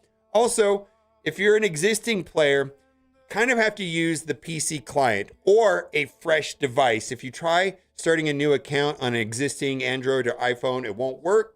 If you're having difficulty on having Tholen and Pelops in your account right after you get through the tutorial, send me an email. I should be able to help you out. Now, I got to show you what is the most crazy thing. And as soon as I click this button, everybody is going to start screaming. And let me know if you start screaming right when you see this. Oh my God! This is a 24-day-old account. This is crazy. He essentially pulled Star Sage and Hermans in the first week of getting the game. And I don't know if he understands how crazy this is, because he essentially has a perfect 5-man team right out of the gate. Ezio lead with Hermans, Tholen, Pelops, and Star Sage. You've won Raid Shadow Legends. However, I loaded this up, and the first thing I noticed is that he didn't have a banner, and there's some weird stuff going on in here. And so we're going to do just some quick tips on like how to optimize this account. And I put this banner on right away, got some extra speed, and I was like, oh man, you need to get some artifacts. All right, first things first, there are breakpoints on gear, and needs to be in multiples of 4, 8, 12, and 16. And I don't see any upside to going to 14. I don't see it at all. I don't see any upside to going to 10. I typically stick to only 3 breakpoints, 8, 12, and 16. And depending on how much silver I have, any playable character, I will take all of the gear up to 12. Because the cost is relatively reasonable to do that. To go to 8 only costs, let's say, between 25 and 75,000 silver. To go to 12 may cost between 2 and 500,000 silver. But to go to 16 is extreme. And I'm going to say avoid going to 16 except for in this middle row at the start. There are a million exceptions to these rules, but having a big goose egg, nothing here, is a big deal. And this is where we're going to go to the secret dungeon that's hidden, that has busted drop rates, and that is going to be Spider 10. For whatever reason or another, this particular Spider 10 has broken drop rates. And I'm going to show you in a chart that is here on Yumi Love, right here, where for one reason or another, and this is the Spider Dan loot table, you can see that right here, we have this anomaly right here on stage 10 of Spider, where the stage before only has a 23% chance of dropping a 5-star piece, but stage 10 is 81%, and then it goes back down to 40, 45, 50, 54. And really, there's no reason to run Spider 11 through 15 at all. At some point, I think that stage 16 and stage 20 are probably the next breakpoints. But at the start, like, I'm just going to say, run, don't walk, go crazy right now in stage 10 of Spider. And you're going to want to do that. And so that all of your accessories, all of the pieces here that are empty are full. You just got to do it. And I'm going to say, you know, taking them to 8 if you're low on silver is fine. But if you're going to be playing this as your main team, probably everything needs to go to 12. And I would be super, super selective on taking items to 16. And I'm going to say focus on this middle row. This middle row is going to be some of the highest value and importance of artifacts in the game because it's going to have percent stats as opposed to flat stats. The stats are fixed on this top row. These weapons always have a primary stat of flat attack, flat HP, flat defense. But here, there's a variety of stats. And actually, there's some stats to avoid. You want to avoid flat attack, flat HP, and flat defense as a general rule. This is not great. Flat HP is not going to serve you best in the long run because the percent-based HP just gives you so much more and you're completely capped. And I would generally avoid those 3 stats as primary stats here in this middle row. Flat attack, flat defense, flat HP, just not going to do it for you. And then in generally here in this boot slot, you want speed. Speed, speed, speed, speed is the general name of the game. Then also some other stat that is of high consideration is going to be your accuracy. We got Pelops the Victory. Pelops is not going to be Pelops unless he has accuracy. Accuracy is going to matter. And one of the more important dungeons in the game to get started off to get speed gear is going to be Dragon. And Dragon is going to be of the highest importance. So typically you want to get to at least stage 20 pretty quickly within, let's say, the first couple of weeks of playing Raid Shadow Legends. And by getting to stage 20, you're going to get access to some of the best gear in the game, which is going to be the speed boots, which is, well, not the speed boots, but the speed set, where it has 12% speed. The thing is, though, that this dungeon right here pretty much needs your characters that apply negative effects to have at least 200 accuracy. Characters that place negative effects that need accuracy are not going to be who they are without the right amounts of accuracy. Armand's is not going to be Armand's unless he can land his negative effects. He's going to need at least 200 accuracy to be successful there. Pelops is going to need at least 200 accuracy to be successful there. Ezio is going to require at least 200 accuracy to be successful there. I feel like a lot of people starting to play Raid Shadow Legends that have played other turn-based hero collector games that are similar to Raid understand the importance of speed. I mean, it's kind of logical, you know, in a turn-based game, whoever can go first and the most often and take the most amount of turns is generally going to have a more favorable outcome. But what is not explained at all in Raid Shadow Legends is how important accuracy is. Your characters essentially are dead weight if they're dependent on placing negative effects without the correct levels of accuracy. And as a general rule of thumb, at the beginning of the game, on those initial 4 dungeons, which the 4 dungeons that we're talking about are going to be Dragon, Spider, Ice Golem, and Fire Knight. These original 4 dungeons, whatever level you're attempting to tackle, so let's say we go Ice Golem, you're going to need to have about 10 times the accuracy. Like if you want to go into stage 20, you're probably going to need 200 in accuracy. If you're going to try to go into stage 25, you're probably going to need 250 accuracy. Now, knowing how much accuracy you need to get the job done is kind of a mystery in Raid Shadow Legends, and oftentimes I'm getting frustrated with my progress and why I'm not working and why it's not working for me, and then I have to go to the internet. Now, I want to say this is an extra cheat code too. If you're not sure if you have enough accuracy, in my link, there's a character called Stag Knight right here, this guy at level 20. Whenever you miss an accuracy check because you did not have enough accuracy, he gives that character accuracy up.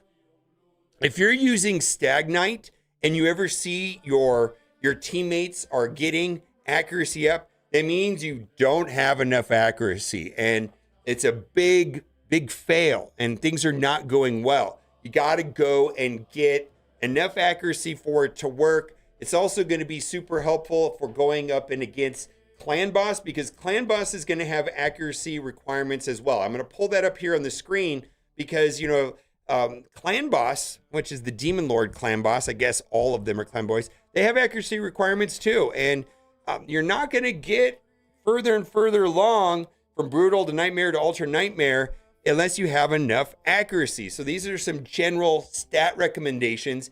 And the main thing to do in an early game is to move forward in the Demon Lord Clan Boss, because this is where you're going to get legendary books and sacred shards. And sacred shards is what's going to fuel fusion events and of the sorts. You just got to do well in the Demon Lord Clan Boss. And what's going to hold a lot of accounts back is not having enough accuracy. So, 2 tips for this video. Have enough accuracy. Don't waste all your gold, your silver on the top row or the bottom row. Kind of use your silver in that middle row where the boots and things like that. And farm Spider Den 10 if you want to get the best gear for an early game. You don't need to do Spider 11, 12, 13, 14, 15. Once you can do 16 or 20, yeah, go do that. But at the start, just Spider 10. Okay, bye for now.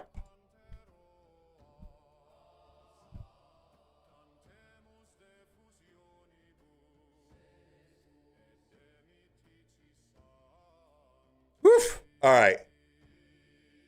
I almost used my feast on Stagnite. Well, Stagnite's pretty good. All right. I'm going to send that off to get edited real quick. You can have your account back, sir.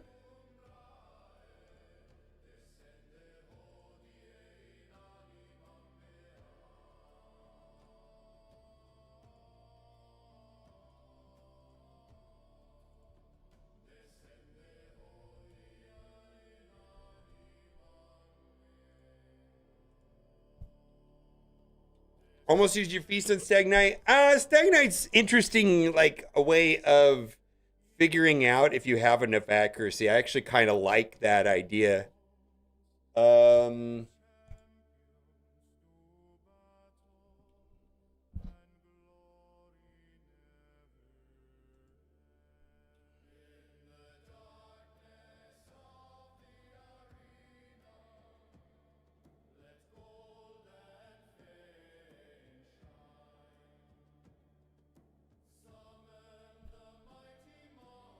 All right, I gotta send this off.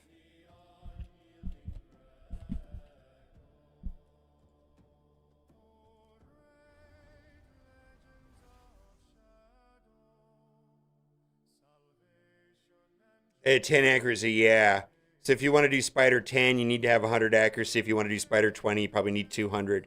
On characters that need accuracy, Tholen doesn't care about accuracy straight. I mean, or at least when I build my Tholen, I don't care about accuracy on Tholen. Most characters, you do have to be concerned with accuracy. I think Tholen is an exception.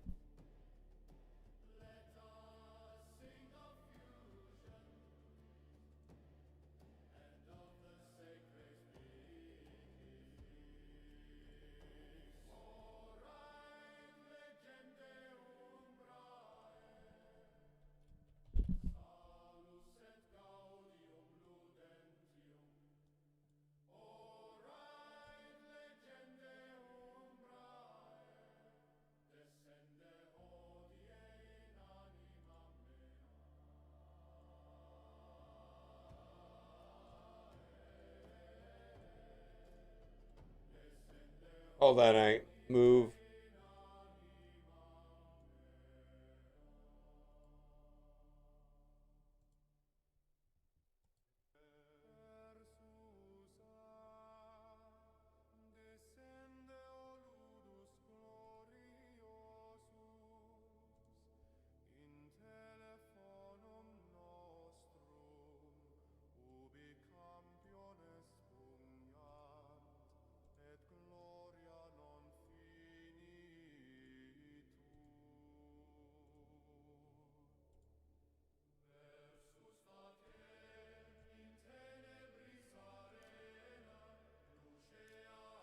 All right, let's see here. Refresh list. Boy, look at these teams.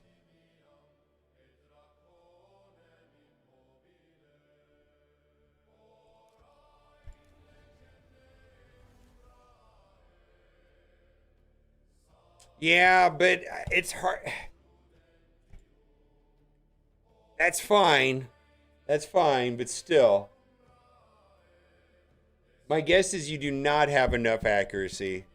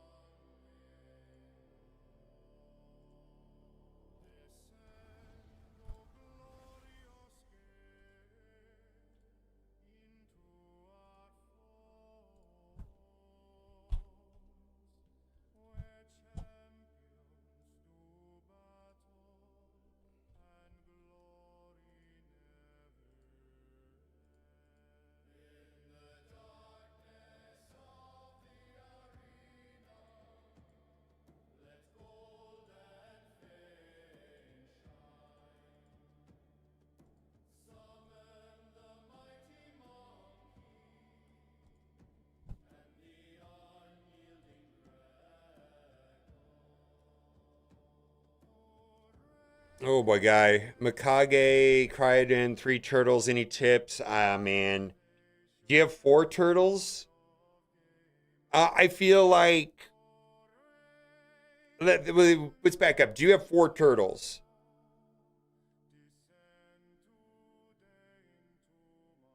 Oh boy.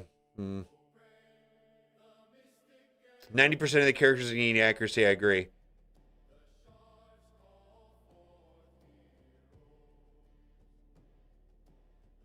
Do you have? I don't know who else you have. I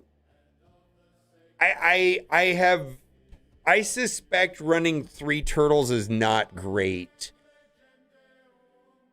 Maybe it is. Maybe it isn't. My old Fire Knight team pre Turtles was Padreg, Mikage, Farakin the Fat, and like 2 Neldors. Maybe I also used that free legendary. What's his name? There's a couple characters that are super helpful and common for Fire Knight, and you might have to try different combinations. Mikage's great, just got to be fast. Got to be fast. Then you already mentioned Cryoden, which is amazing. Your Carl, super helpful. You also have the option of running multiple Neldors. Yeah. Hello. But yeah. I just don't know if 3 turtles works. Because I know that I can do 4 turtles with Theodosia or Padraig, but I don't think 4 turtles. I don't think 3 turtles works the same as 4 turtles. Unfortunately.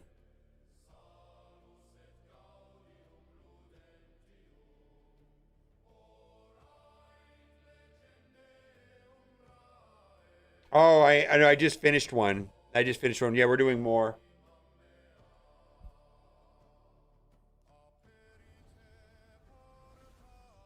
Hi, Sarah. I'm adding you now.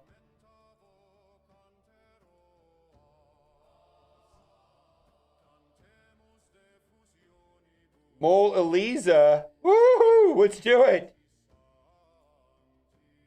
Mole Elias. All right, I added both of you guys. I added 2 people.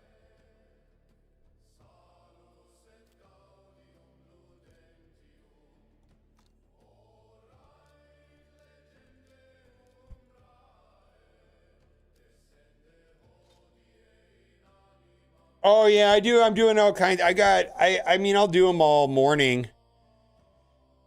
I just did one, but I got 2 more people in queue. They just got to ping me on Discord. I added you as a friend, so they got to respond. I don't know if they're still around or not.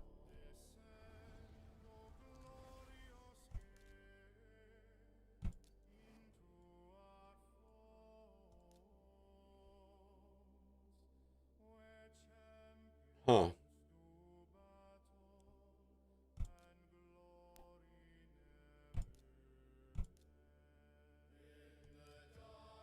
Nope, I gotta equip her. Oh, let's do this.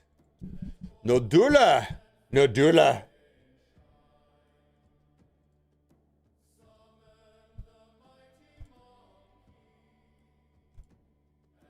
Alright. Hey, okay.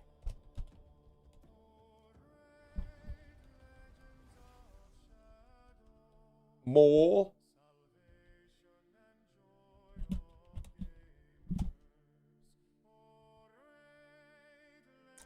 The 2 that I use are Yumi Love and Hell Hades, and then frankly, after a while, you kind of are able to make your own.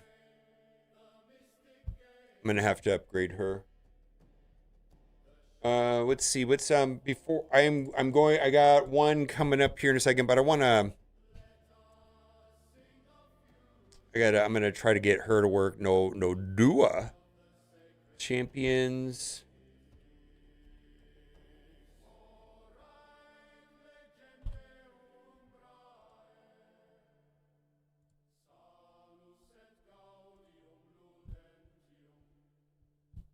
All right, let's finish her masteries firstly.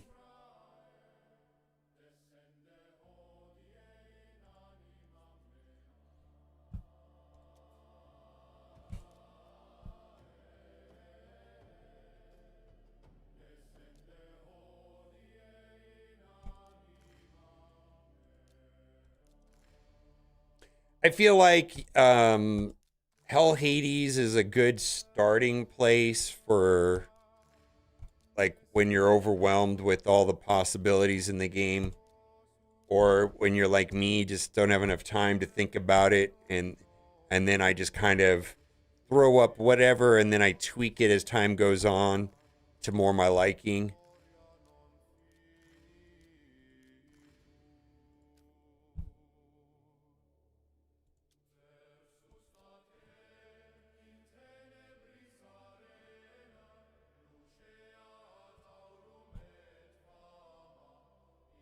I don't know if I like that.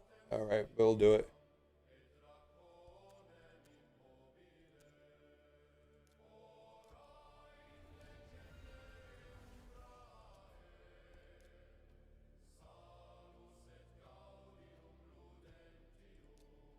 Hmm. I don't have any upgraded ones of those.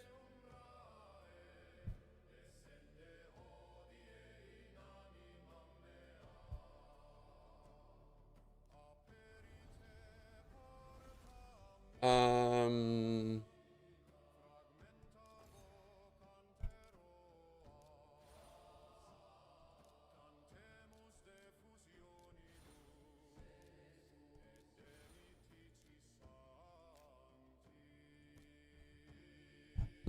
let's see.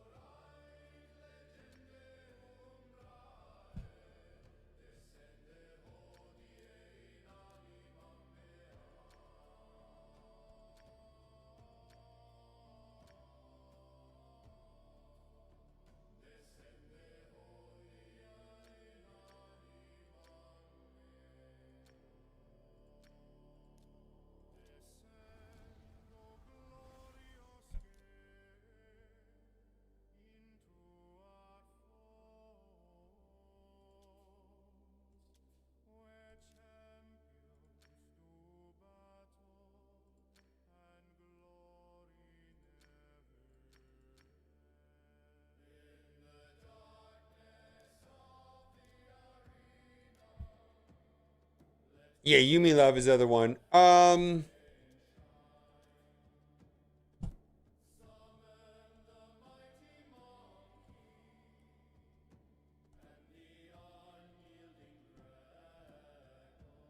I just want to. I'm gonna do see speed.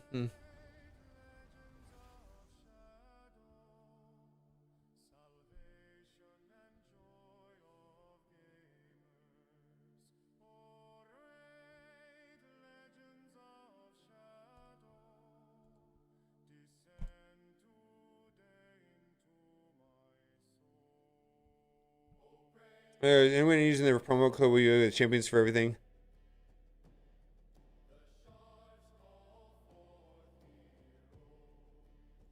What thing I've never asked when using their promo code, use all these champions for everything. And if you're gonna swap out one first, replace would it be though? Who?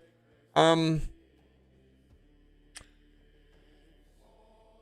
it's such a generic question.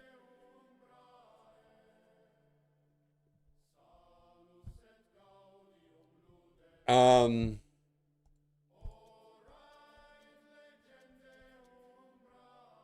Clan boss, yeah, it's. I mean,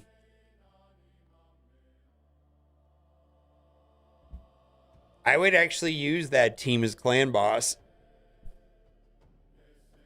But if you had some sort of turn meter manipulation character like Deacon Armstrong, I would replace probably Ugo in Clan Boss.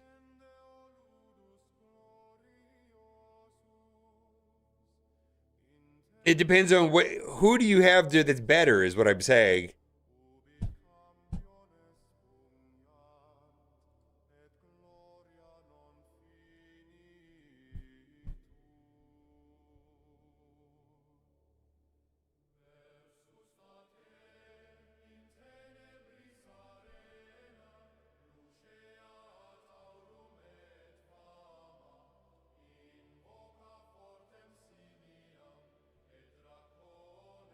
Oh, I wonder. I wonder if I can do a 9-piece Mercurial here.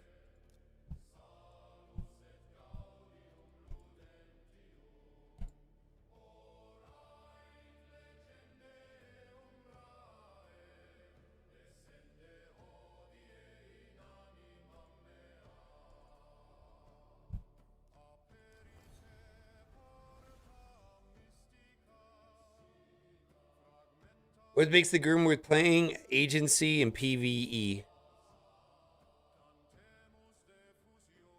The game strongly rewards smart, sweaty gameplay over spending.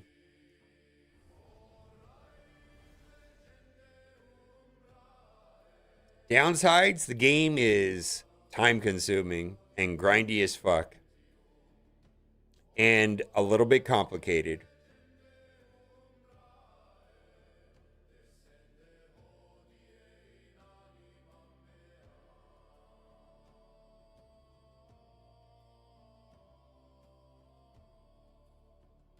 Just a little bit, yeah.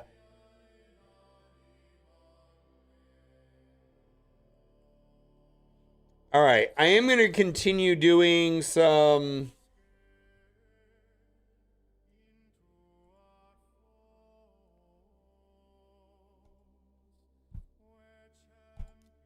I'm just gonna. I wonder if this is gonna work.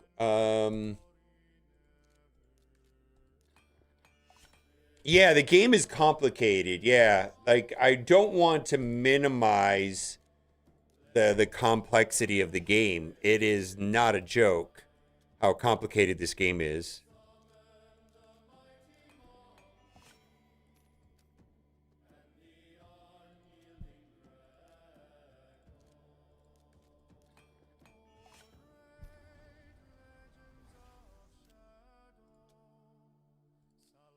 Like they were playing around with complexity. Yeah, yeah. The gear is complicated. Yeah.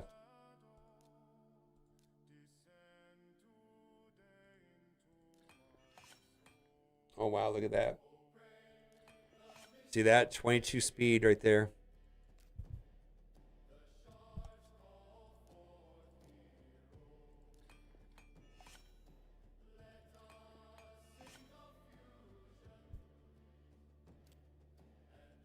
Yeah, the game is complicated. So that I just want to put that out there. That doesn't appeal to everyone. Appeals to someone like me who's not afraid of that. I think a lot of people can perceive it as overwhelming. 1000% it is. It's factually. The game is more complicated than a lot of games I've played.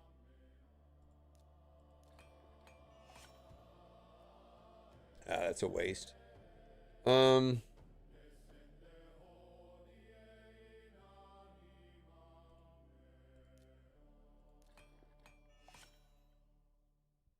oh, come on. Okay, thank you.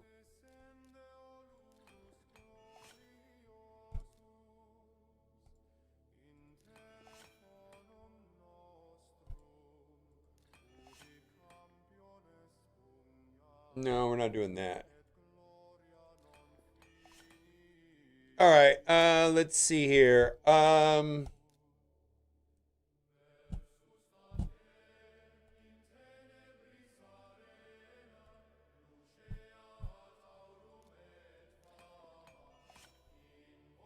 Oh yeah, I don't like the progressive events at all. I mean, in Raid Shadow Legends, chasing characters out of the shards, I feel like will knock you on your ass pretty quickly, and you'll figure out that it's not something you really want to get in the habit of doing unless you just love it and have like a ton of resources.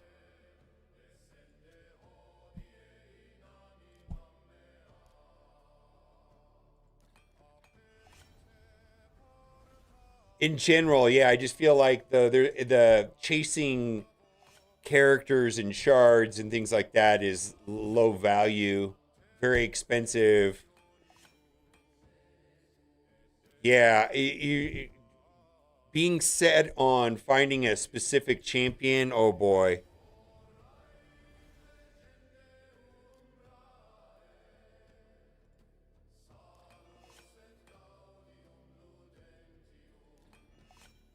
All right. I am going to do more after reviews or Rasta reviews, but I kind of just want to see if I can make this work real quick because I've been stuck on this stage forever.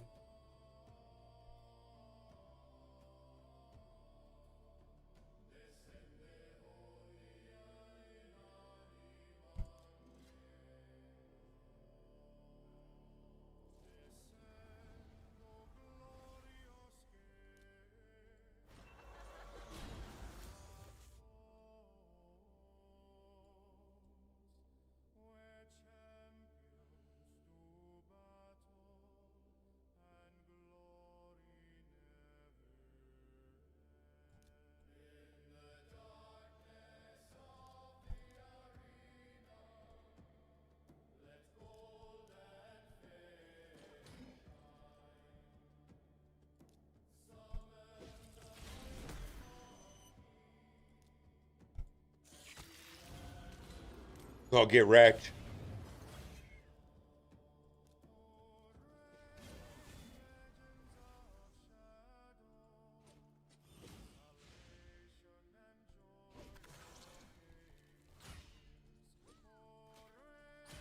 Yeah, I now that I got Wixel and I know that I'm gonna finish I'm gonna be able to finish probably Chimera pretty soon. I got to start focusing on faction wars. I actually been so busy playing two accounts and all of that. I've kind of ignored it. Now I'm ready. I'm ready for it.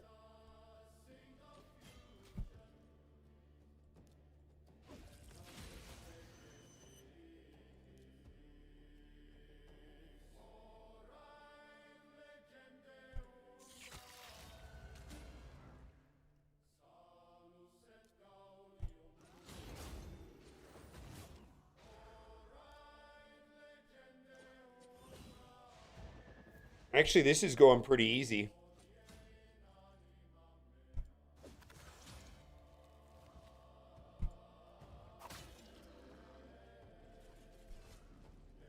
Yeah. Let's see. Let's do that.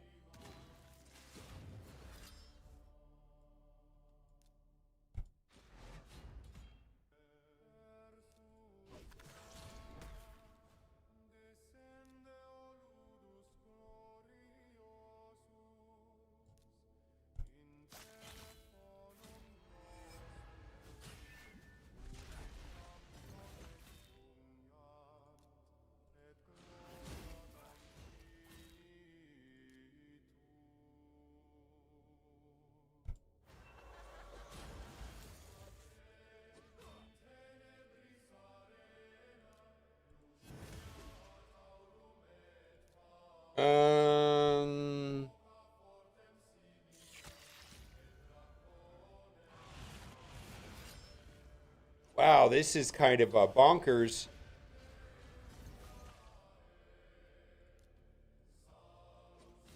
So I got to get through these minions here yesterday.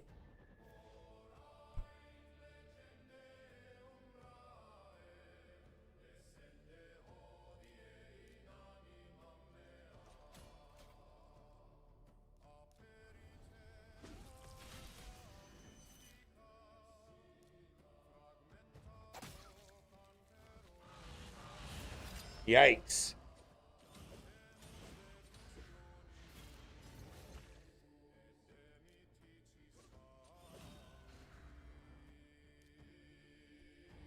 I don't know if this is going to work out the way I think it should.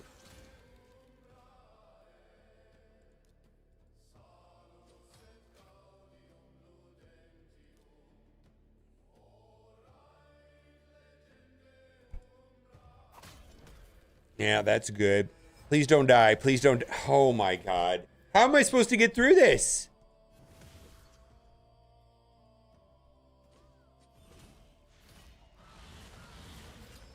The boss just wrecked me. I'm trying to think about how do I get through this. I don't think. Do I got to make what's her face just more tanky?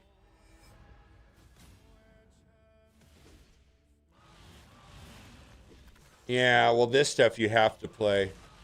I need a healer. I need a healer. Let's see. Who heals here?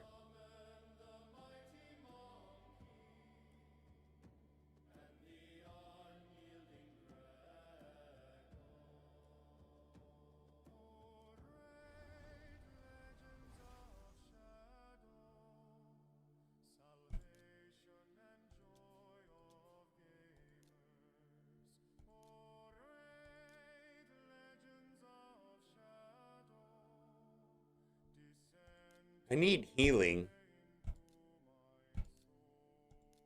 Unless I just like. That's not what I want. There's healing there, I guess.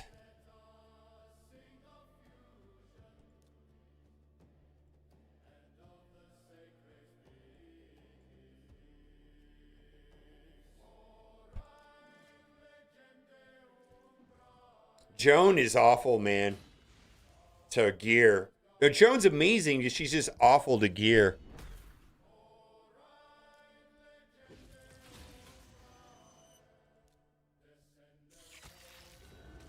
I have Joan and I can't make her work.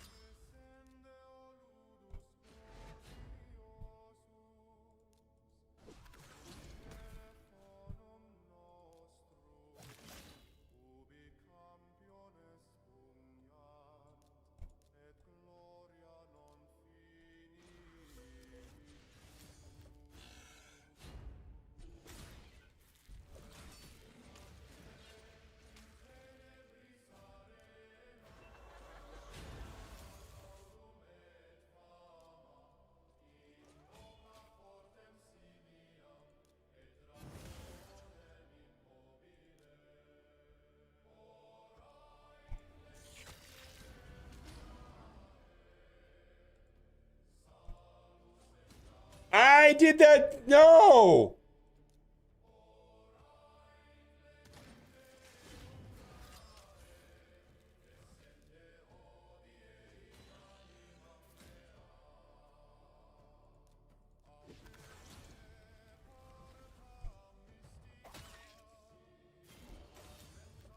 All right.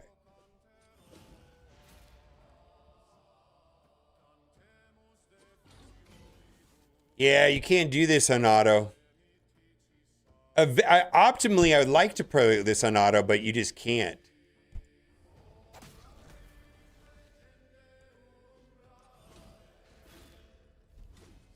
Hmm.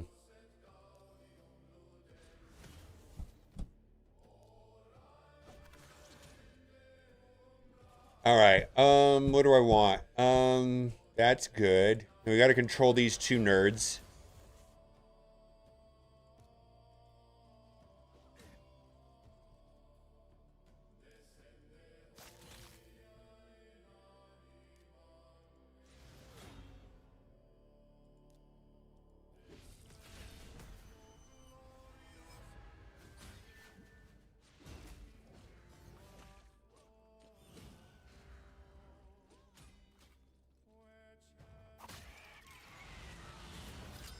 Hmm.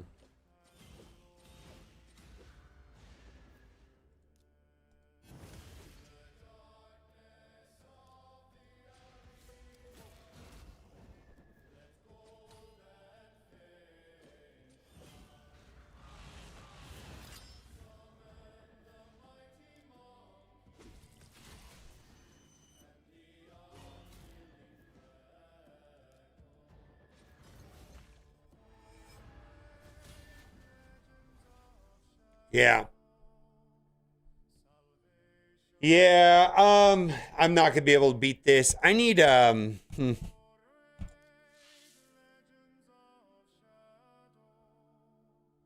need better. I need a like a mega healer is what I need. All right, we'll come back to that. We'll come back to this. Let's do a review. Mole Elias. Okay. Just if you're still here, type into Discord or here into chat. Hey, you're still here.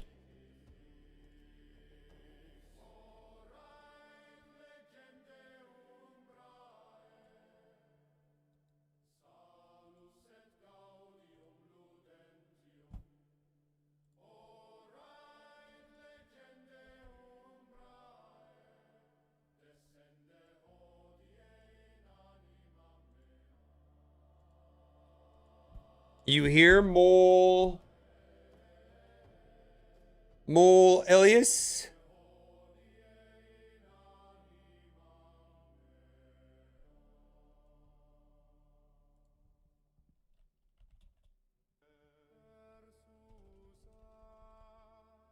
Is that you? I'm typing into Discord. All right, I see it. Okay, I'm going in. All right. I got your names lined up now. All right, we're going in.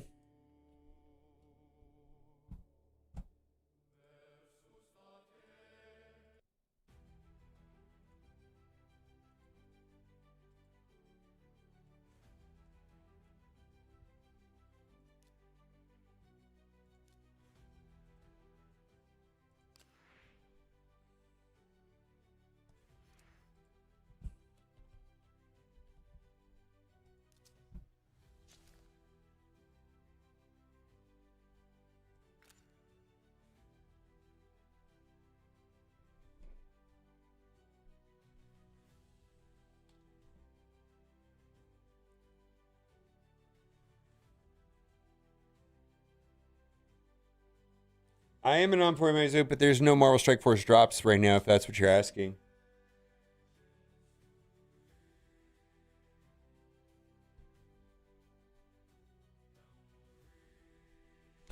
All right.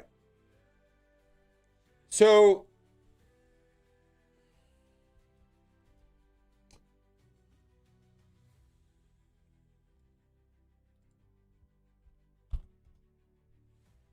I just want to say I don't play the game the way that a lot of people play the game.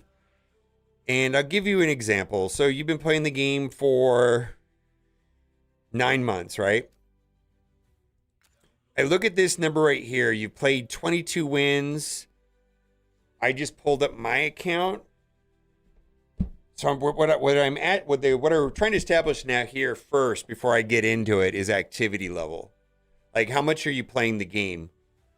I have, where you have 22, I have 86. I just do want to acknowledge that I play the game a lot more than a lot of people. That may not be a fair critique.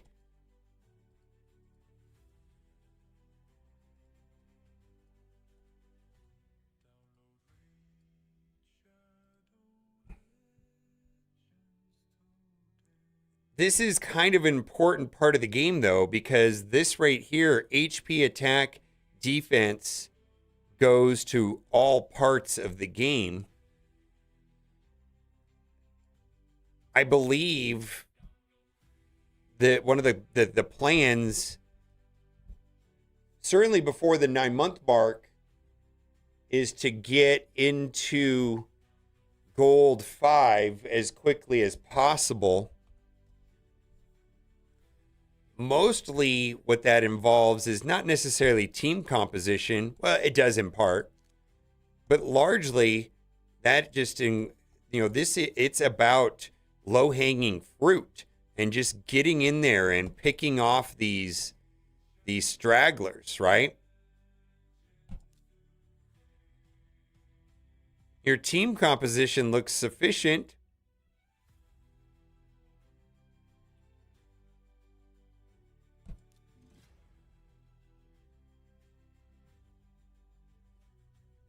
Well, 22 is not a lot. Yeah, and also you should have Arbiter. Oh, also you didn't land oh, I don't know if you have enough accuracy. Let's see here. Yeah, it's just mostly about logging in constantly.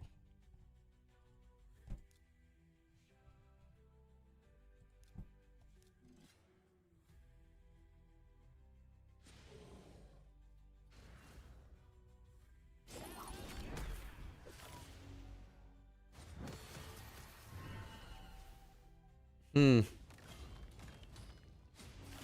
Yeah, something wrong with your. We'll take a look at it. All right. So part of what we're going to talk about is that.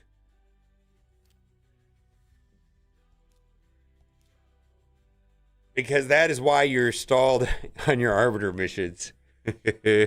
You're stalled on your Arbiter missions because it's not both. You're saying that you don't do well in your arena because you don't have your Arbiter, and I'm saying you're not. And I'm saying you don't have Arbiter because you're not doing well at arena. I get it.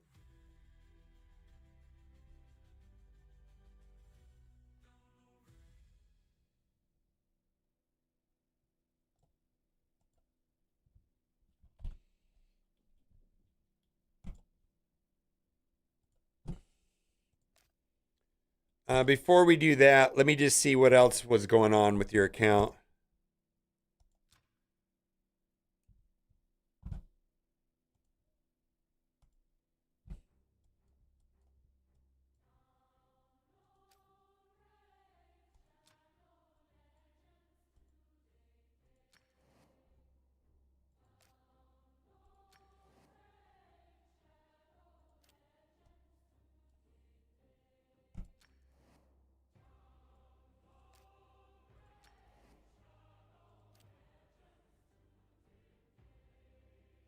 Well, we're going to get there. We're going to get there. Just want to see where you're at. Right now, what I'm trying to identify is what to focus on first, if that makes any sense. Like, there's a lot of different ways that you could go. I just want to make sure that you're spending your time efficiently on focusing on the correct things first.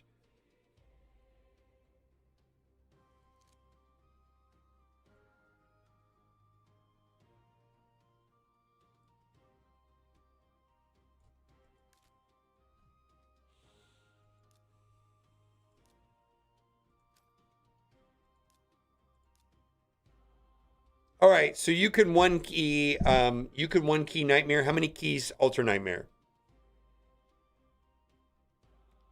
Yes, Sarah. We'll get to it. I'll get you here, Sarah. Hang in. How many keys are Ultra Nightmare?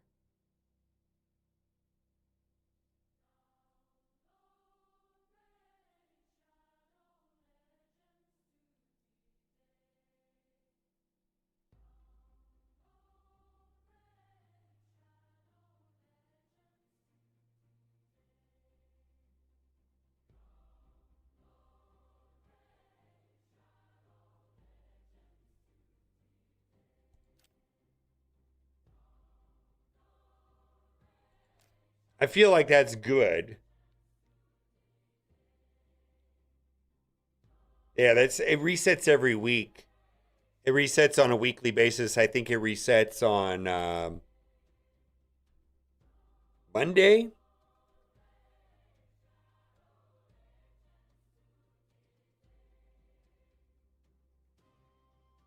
No, uh, you're not running it anyways, because you can one key Nightmare. You got to be able to three key. I think three key is good. All right. Well,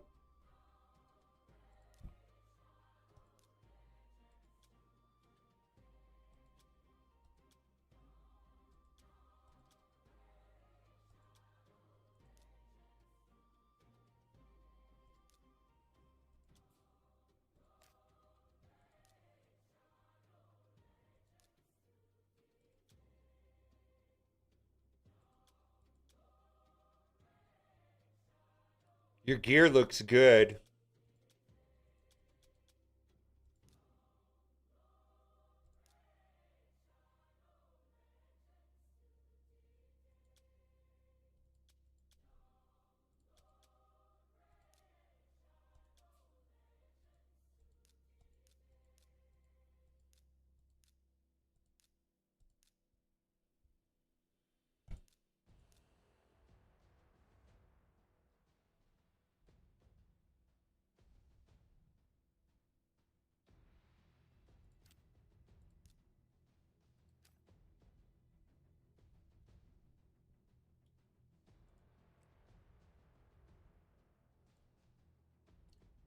All right. So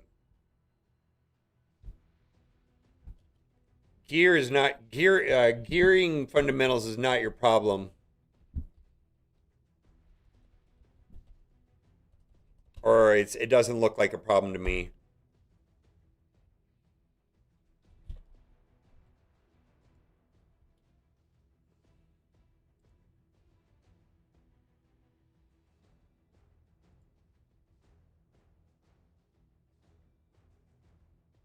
Yeah, I agree with what Jamie just said.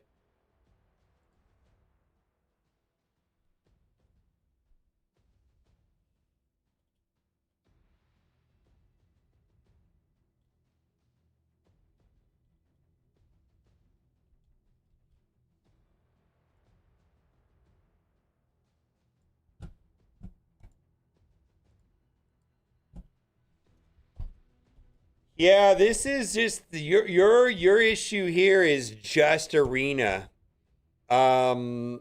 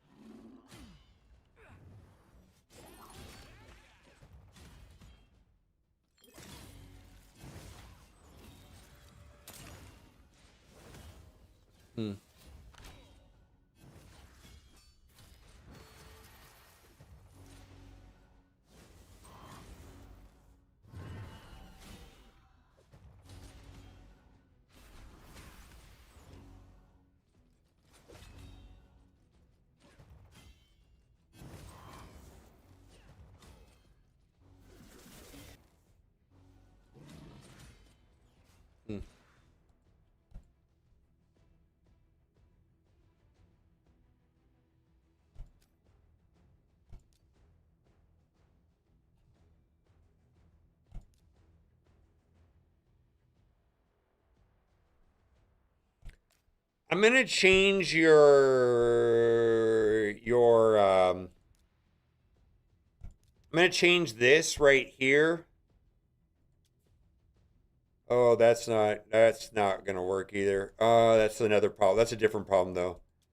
I'm gonna change this to intimidating presence. Wow, 300 gems. You've changed it a bunch already, haven't you?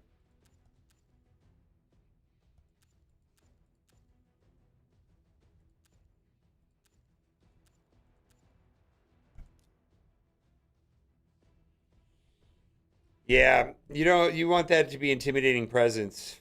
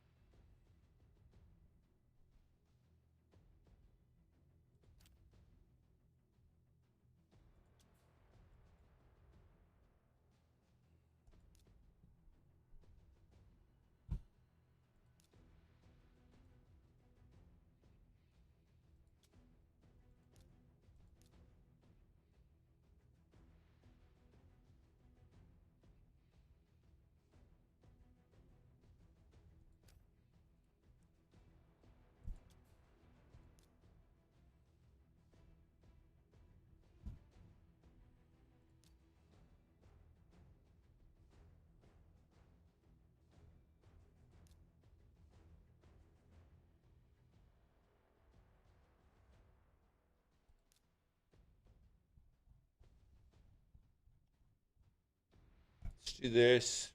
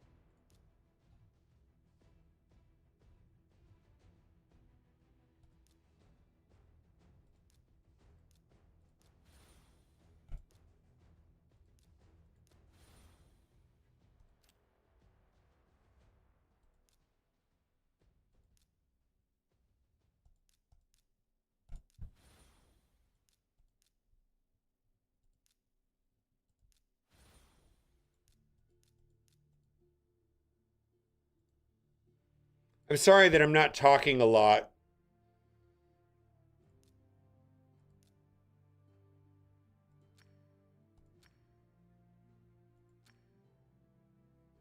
Hmm.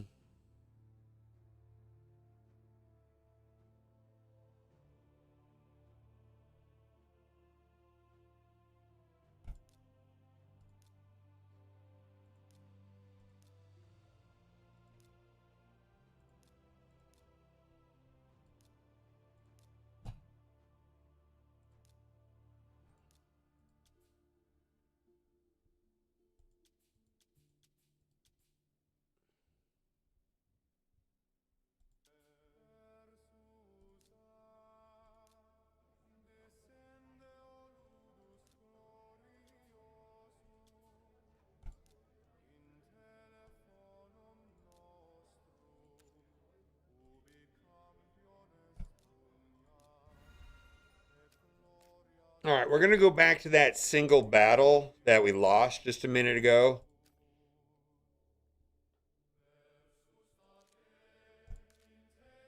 which was this one right here. You lost this one right here.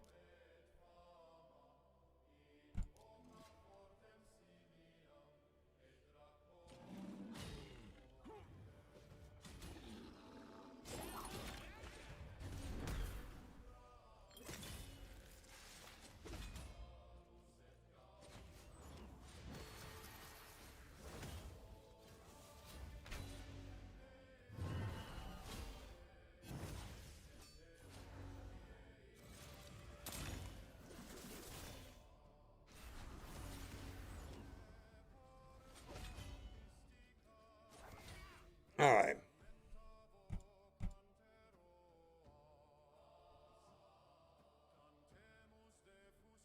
Should win this one. No. Should win this one. Yeah, I'm trying to figure out what to do here.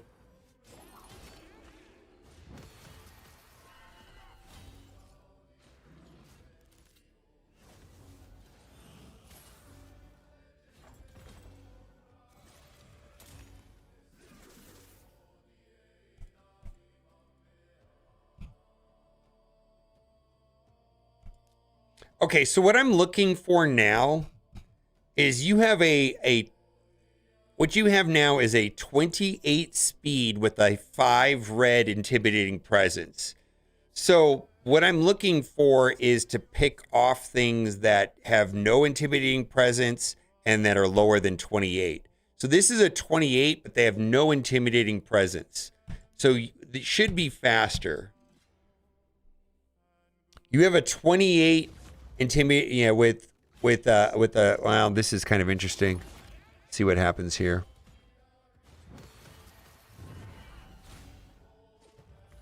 I don't hate your team comp. I think it's actually pretty good.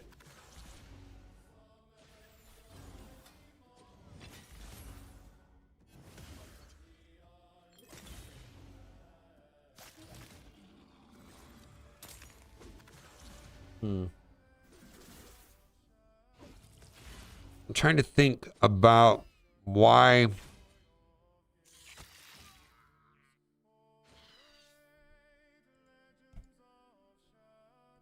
I don't know all of these characters.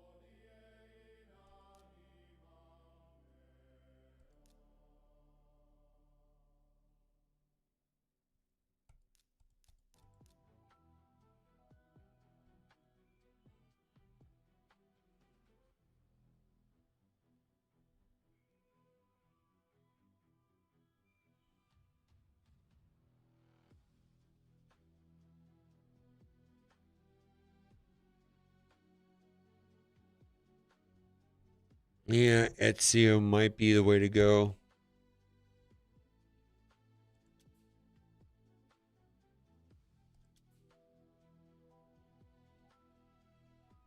Let's try this.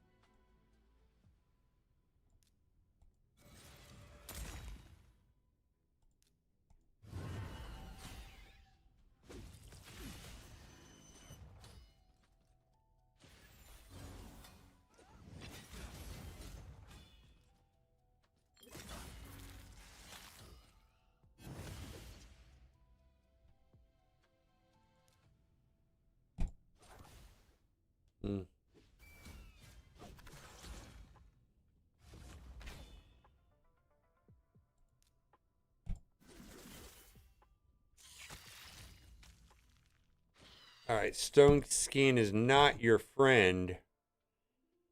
Alright.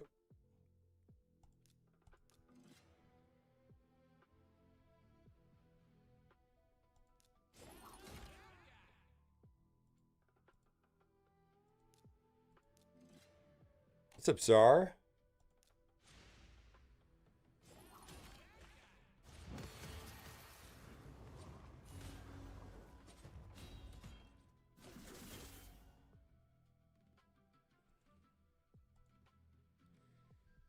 All right, so this should be a good a match to find out if this is right.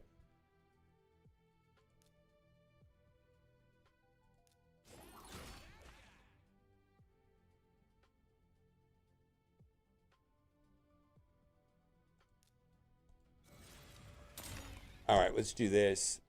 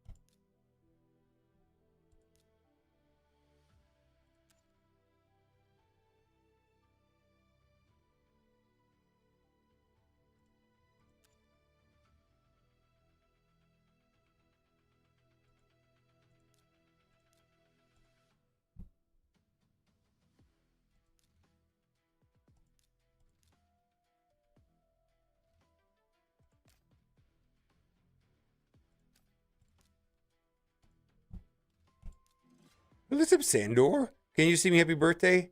Yes, I can. Happy birthday.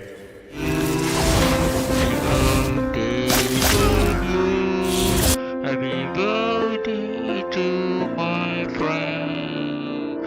Happy birthday to you. Happy birthday to you. Let's try it one more time. Happy birthday to you. Happy birthday. Happy birthday. Anyways, that one. Yeah, that one, right?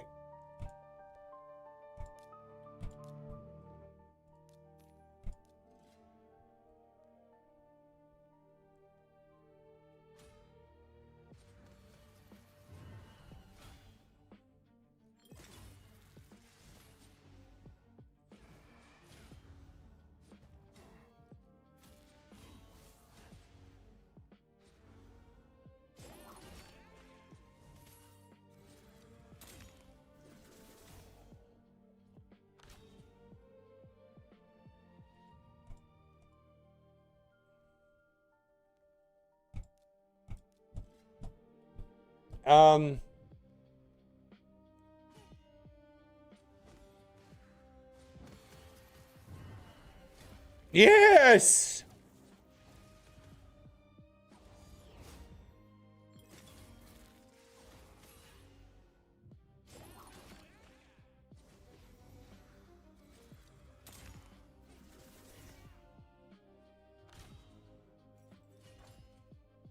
No, hey man, I hope it did it for you. It worked for me.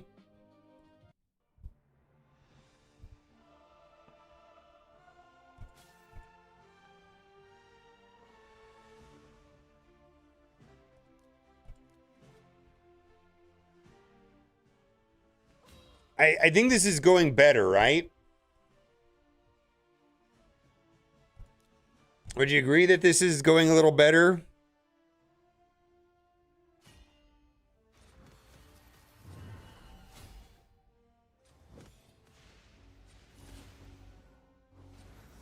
Yes. Yes, exactly. Yes. Yeah. Yeah, yeah. Exactly. You're avoiding this. This is a trap right here. See that this is a 30% with a 5 intimidating presence. So you're avoiding that. This is one to avoid. This one we're gonna scoop up. Sandor! Holy shit! 25 subs! Holy fuck! 1, 2, 3, 4, 5, 6, 7, 8, 9, 10, 11, 12, 13, 14, 15, 16, 17. I can count. It's a lot. Holy moly. Be sure to thank your gifter. It's my birthday. Can you sing me happy birthday? It'd be so good to hear your angelic voice. Yeah, we're not being able to beat these teams today prior. Yeah.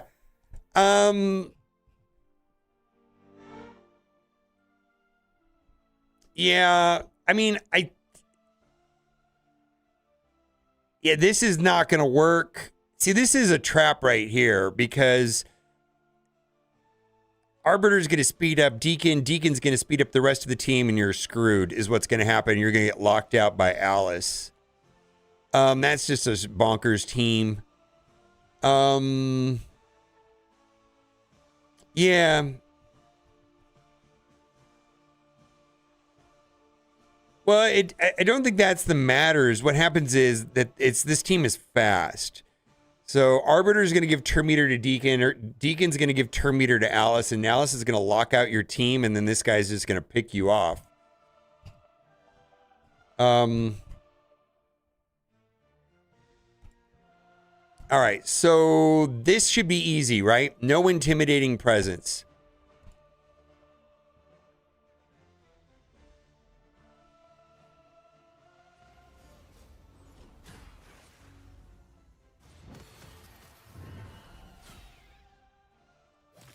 The other thing, too, is that we're leading with Michelangelo with defense down, and then we're getting attack up from Brogni before. So Sun Wukong, in theory, is attacking into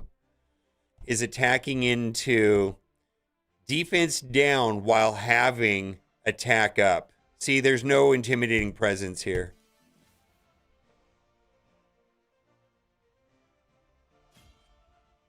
Yeah, look at that. So you get defense down, boom. With attack up, yeah, get wrecked.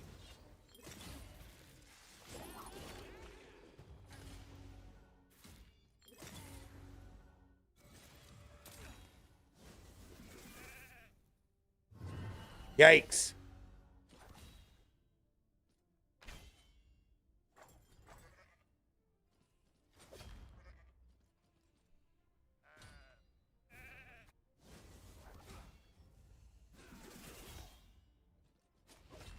Wow, we just got wrecked by their sub Wukong. That's kind of unfortunate. Yeah, we lose. Well, maybe not.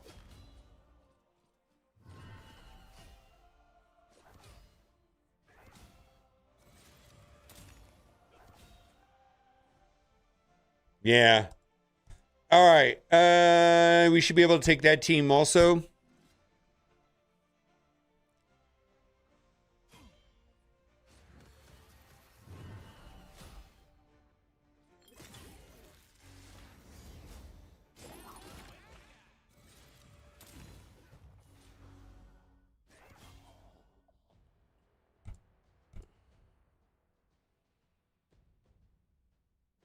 Yeah.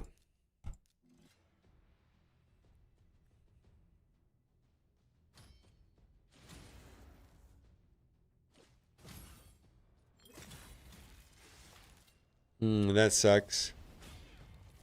Is he gonna?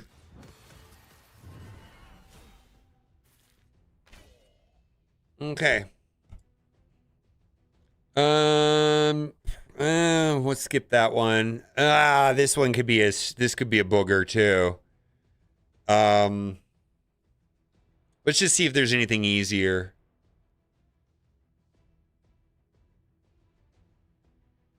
All right. Well, this is probably going to be an easy one. You can do both. You're gonna do both at the same time. They're not separate events, I don't think. That makes any sense.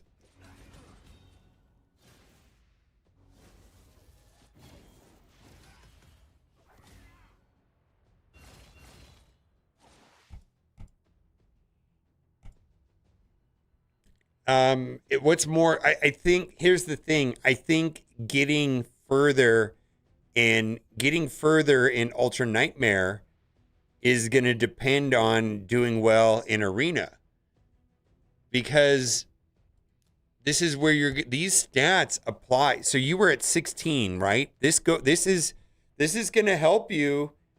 This is going to help you in Ultra Nightmare. Now you're at 18, then you're going to be at 20, and then you're going to be at 22. So going from 16 to 22% HP attack and defense is going to help you absolutely in Clan Boss, Ultra Nightmare, Demon Lord, Clan Boss. Yeah, you kind of have to do both. Here's the thing though. You're stuck. You're stuck right here on this, right? Which just means you have to play a lot. When you got to get this to 800, well, you're at 752. The amount of medals you get per match depends on what tier you're in. You were in gold 2, now you're in gold 3, and the amount that you're getting went from 2 per battle to 3 per battle, which can go to 4 per battle. See, like the amount of time it takes you to progress inside of that hall to get towards your arbiter missions is going to matter up here. Yeah.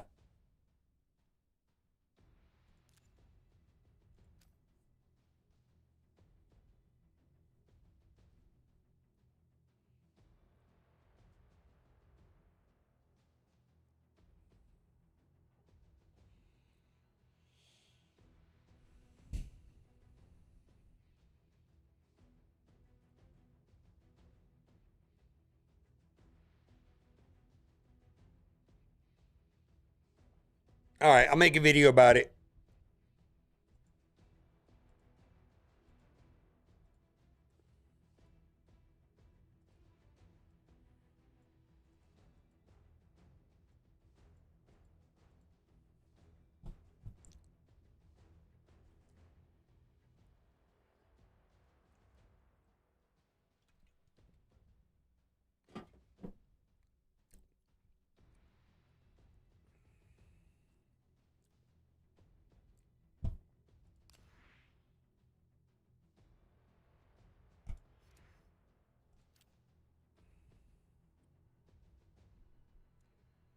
It's roster review time, and this is a 9-month-old account for Mole Elias. Boy, that's a Star Wars reference right there. And trying to move forward in Arena to get Arbiter and to get the bonuses to do better inside of Demon Lord Clan Boss. Arena is going to be a very important to the game, and I think the main goal eventually is to get to Gold 5. Now, if you've not done so already, click the link in the description, scan the QR code. Actually, there is no QR code. Let me start this over.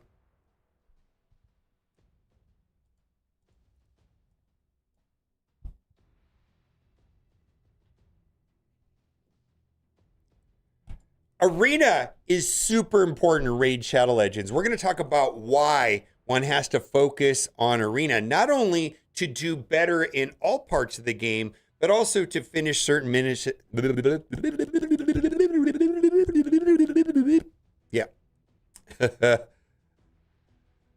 All right, we're doing a roster review today, and I took a look at Mole Elias's account. That's a Star Wars name, right? And there's some issues here inside of Arena. He was at Gold 2. I tweaked his Arena team, and we're going to talk about the fundamentals of early game Arena, how to build a perfect Arena team, because this is going to affect all areas of the game. This stats right here go up drastically, and these are just not in Arena. This is everywhere, and he was in Gold 2. He was getting 16% HP everywhere, 16% attack everywhere, 16% defense everywhere, and We've been here. We're going to try to bump it up into gold 5. That is the goal. And we're going to try to get 22% everywhere. Also, this is going to fuel all of this right here, all of these affinity bonuses, because the amount of pieces that we get goes up. He was in gold 2. He's only getting 2 per match. Now, when he gets up into gold 4 and gold 5, it's going to jump up to 4, which is also going to launch him forward into getting Arbiter. Now, if you have not done so already, you want to start your account off right with a nearly perfect promo code. Use my link. I picked these out myself. Use promo code RAID7 in the first 24 hours, and you'll get Pelops, who's bonkers early game. So there were some core mistakes that we made, some fundamental changes on the account. And I think the main thing in Arena is that speed. You're going to want to take a speed lead. Now, some characters have arena-based speed leads. So he's fortunate enough to have Sun Wukong. And one of the cool things about Sun Wukong is that he has 28% speed in arena. And if you don't have an arena lead, which is kind of the reason why we're playing here, is we're trying to get Arbiter. When you get Arbiter will have a 30% speed lead. Now, just as important as having a speed lead is that someone on your arena team with high red stars needs to have intimidating presence. So he was running here inside of arena. He was running Brimstone on Michelangelo. And Brimstone is fantastic, up against bosses and things like that. But inside of arena, it's not going to be the most optical. Now, Michelangelo and login champions like Ezio and the such, you'll get 5 reds. And I think it's important to have a character that's 5 red. So I could have picked Ezio. I could have picked Michelangelo. There's a lot of merits and debates over that. We're not going to get to that in this video, but one of them needs to have intimidating presence. And here's why. This is bonkers. Strengthen your team's aura by 15%. So that speed lead on Sun Wukong is going to go up by 15%, and it's going to weaken the enemy's aura by 20%. When you're going through your arena matches, you can look at what they're doing and work around your opponents, whether or not they have speed leads or not. I'm going to hit the refresh key right here. Easy win, right? Now, notice right here, there is no intimidating presence. There's right here, they got him. Okay, so this has an intimidating presence. Got a 1-star on Udex, and it's got a 1-star on Predator. We can do right here. We got a 2-star on Astrid, or whatever her name is. I don't remember her name. Right here, we've got a 1-star. You got to be looking at this intimidating presence flags, right? Right here, this is going to be a problem. This is a 3, but all of these are going to be a lot easier because we're going into battle with a 5. I think it's super important to go into battle with a 5. Like this team right here would be much better if this intimidating presence was on Ezio rather than the other way around. Now, only one of them counts. You can't have every character with the intimidating presence. You only put it on one character, and that one character affects the leader on the team. So it doesn't have to be the leader. And I'm telling you, in arena, I'm just going to say, if you want to do well in arena, early game arena, so we're not talking about go second strategies, anything. We're talking about go first strategies. You're going to want to have a 5 red intimidating presence. And that even becomes more important when you have Arbiter, which is kind of the whole thing to get early game is to run, don't walk, go get Arbiter. Number 2, I think it's important to start the match with a character that is going to put defense down. And he has Michelangelo. And so the idea here is to go into battle and have Michelangelo go early in the match and put the defense down. Now, you're going to have to set a team setup preset for that to happen, because otherwise Michelangelo is not going to do that. Michelangelo will quite often lead off with the Shell Cyclone, which is not the way you want to start off the match. You want to start off the match with some sort of ability that puts decreased defense. Now, he has a way of spreading that. Attacks one enemy before attacking, a 75% chance of placing a decreased defense debuff on the target for 2 turns, and then it could spread to the rest of the 10. Then applies a debuff spread effect, taking all debuffs from the target and placing them on all other enemies. So that is going to be of high interest to do that, because that is going to allow the damage dealer to do quite a bit more damage with the decreased defense. The next strategy is to give whoever your damage dealer is some sort of appropriate buff so that they'll do more damage. And he happened to have under Priest Brogni. A lot of people are going to have Arbiter at some point, which is also going to give attack up. And he's going to go early in the match too. And we're also forcing this to go first. Otherwise, quite often this Cavern's Grasp will pop off. But by having the Resilient Glow go first, this is going to put the increase attack on Sun Wukong. And so what the basic strategy for Arena is, use a speed lead, which is at Sun Wukong. Make sure that you have an Intimidating Presence, which is a 5-star on Michelangelo. Make sure that you have Michelangelo going early in the match and putting defense down, then making sure that you have a character like Brogni to put attack up, and then wreck nerds with Sun Wukong. And that's where your damage dealers are going to follow up with Sun Wukong and Ezio. So I just played with this for a couple minutes here in his arena, and we moved up quite a bit. And it's the thing about an arena also is it is kind of a function of just logging in all the time and picking off these low-hanging fruits. I'm finding that when I log into the arena, there's usually 1 or 2 matches that are just gifts. And it requires a little bit of just playing a lot. Logging, right when you log in, do a quick attack, right? Do a quick attack. And you can see the combo went off right there. 1, 2, 3, right? In that order. And it's just about getting those really easy ones. That's the first thing I check, is like, how can I get a super easy match? And then before I log out, or if I have the presence to come back every 10 minutes or so and refresh and see where we're at. Now, I'm just going to go at these. I don't know if I'm going to win this one right here, but the upside here is, yes, this is a 30% arena lead, but there's no intimidating presence. There's no flag. We've got the Michelangelo there with intimidating presence. It's not happening over there. So that is going to be a significant advantage to me. Hopefully I go first. No, we didn't win first. We're probably going to lose this. So they had a very fast character.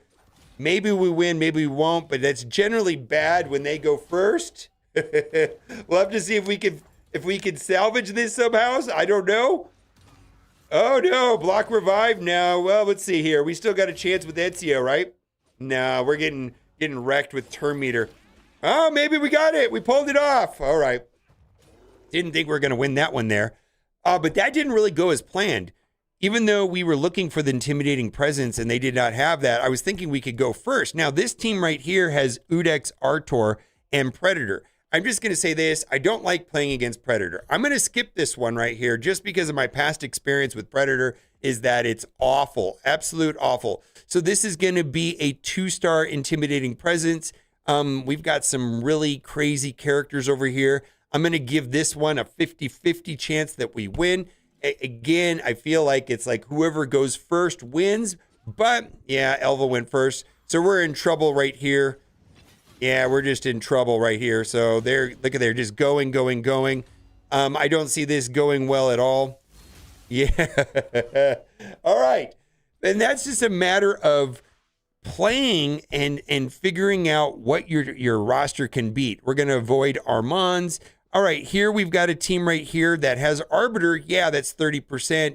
The thing about Arbiters is that typically people will mod their Arbiter just to be the fastest character in their entire roster with no consideration of anything else. Just make her fast, make her go first. This is technically not the blessing that I would use on Arbiter. And I feel like there's some confusion on that, and that has to do with the Hell Hades website. And I'm going to pull that up right here because I feel like a lot of people will come in here and just kind of log into it and not really, look at what they're actually suggesting here. When you log into Arbiter, and I made this mistake myself, you'll see that it recommends Awakened Survival Instinct. Well, the problem is that is for PvP. And you have to hit this toggle button to say show arena blessings and you'll see that it switches to intimidating presence. So when I see this, I think, oh, this person just went on the, whenever I see this, I was like, oh, they just went on the Hell Hades website and didn't really understand the context of what they were trying to do. Let's try this team down here at the bottom. We'll see if we get a W. And it's just going to be a matter of making your team faster, making them do more damage, trying to go first, get the attack up, attack into defense down, and win. That is the whole main way of early game doing well. Speed lead, intimidating presence, start the match off with defense down, buff the team with attack up, do damage. Arbiter helps a ton once you have that. So if you haven't done so already, click the link in the description and you're going to start the count off with all these amazing characters. Really good stuff. Also, if you're an existing player, this won't work on a phone that you've already installed Raid Shadow Legends on. If you're trying to get it to work and you can't get it to work, try the PC client, or you can send me an email and I should be able to help you out. Bye for now.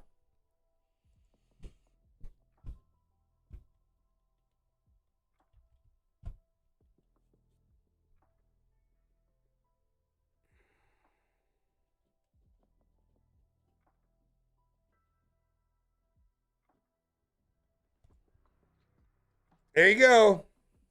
You're gonna have. I think you're gonna get to gold 4 faster than you think. Gold 4 is really where you need to be at to get. By winning in gold 4, you're going to be moving up twice as fast in those affinity bonuses for Arbiter. You realize that, right? You're going to be moving. Every match is going to give you twice as much of those gold materials. So that's going to make it a lot faster.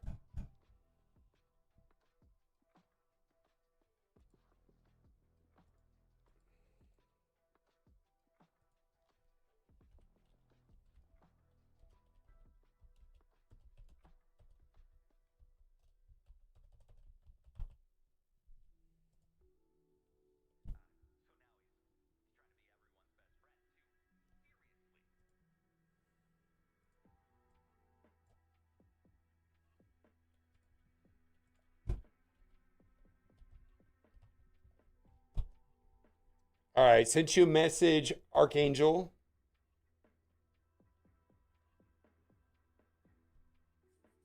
Woof. I knew this. I knew the Star Wars name right away.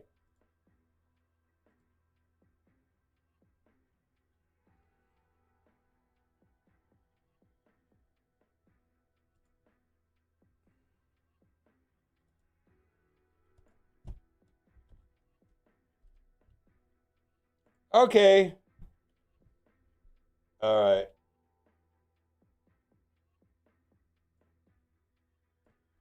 Perfect. All right, I'm gonna load it up right now. Okay.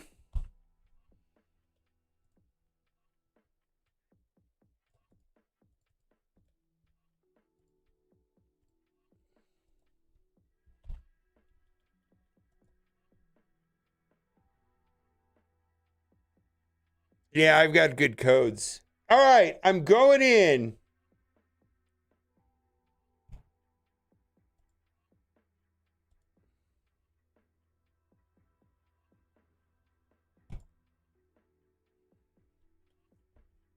All right, we're going in.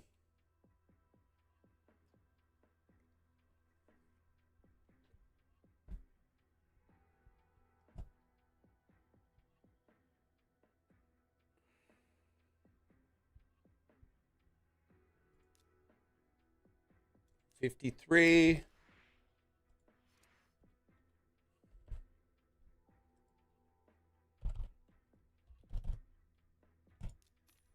All right, got some bonus stuff for you. Enjoy.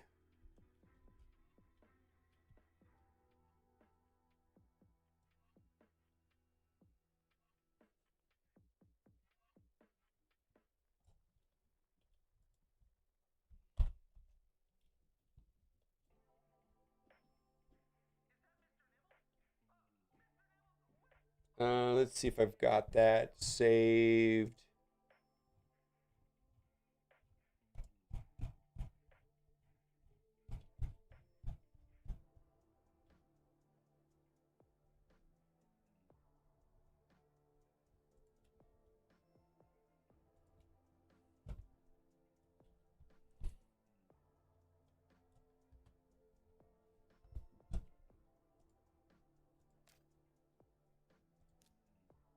Let's see. We've got paying the game for about not quite 6 months.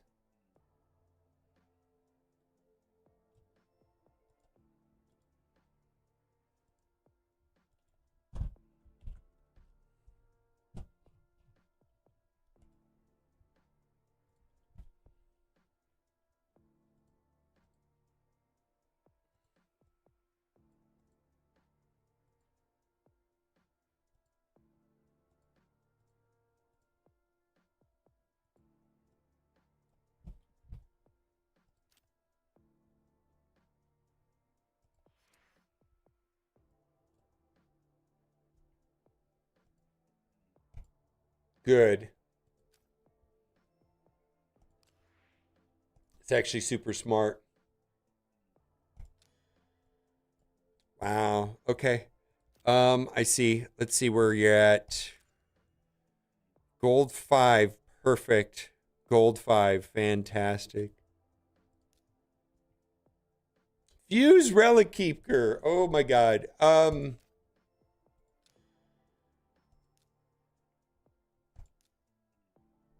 You've got the characters. You just waiting for the champion chase?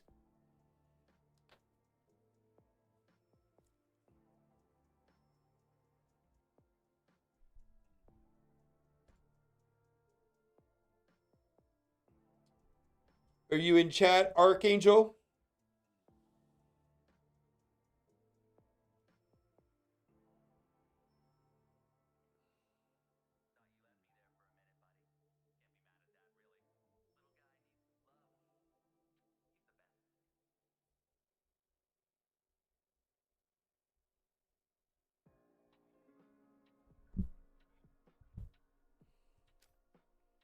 Oh, 9,000 silver.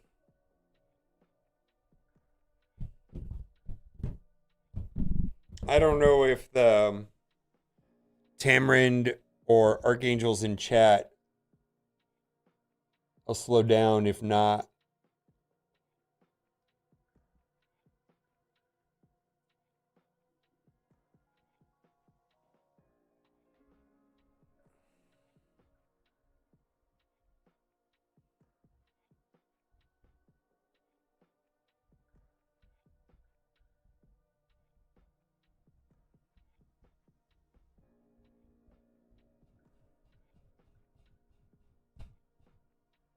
Oh, there you are. Yeah.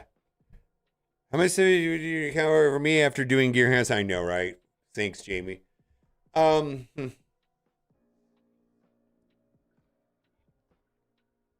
First of all, I got to tell you that this is amazing right here. Amazing. You getting the 22%. Let's take a look at just some of this other stuff real quick.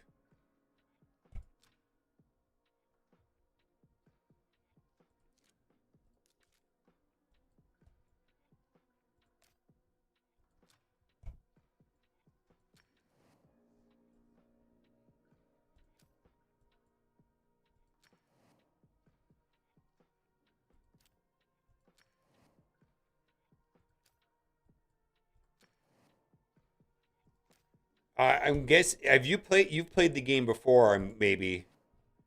I sense that you have. Yeah, and are you saving Relic Keeper for the champion chase?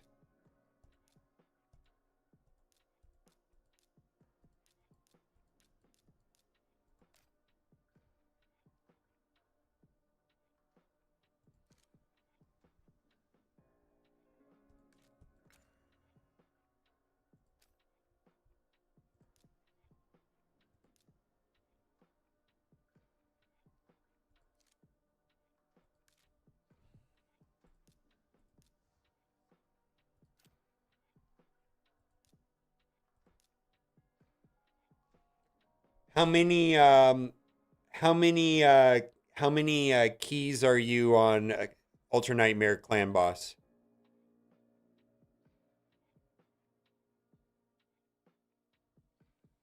How many keys?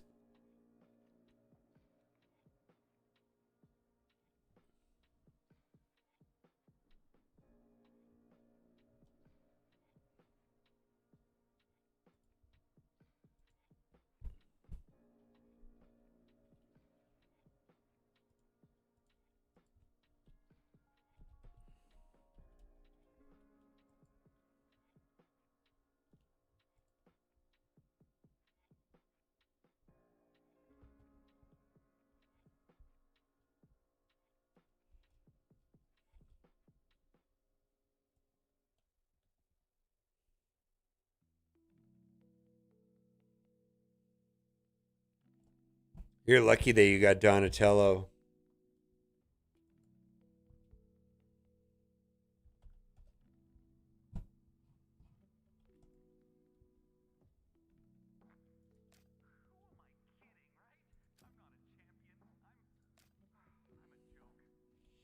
Just 2 keys. All right, so you're doing 2 keys. All right, so you're at a place in the game where I think you should start pivoting towards doing fusions consistently. And that's not going to happen for you without stockpiling shards. I don't see how, but you're in a place where doing fusions, you should be transitioning to that.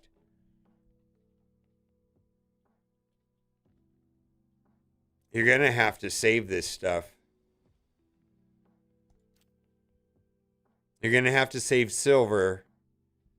You're going to have to save shards. Which I can tell you that you're playing a lot. You're spending all your silver, spending all your shards, yeah. But you're gonna have to have some restraint on that, which is gonna be frustrating. Yeah, it's gonna be.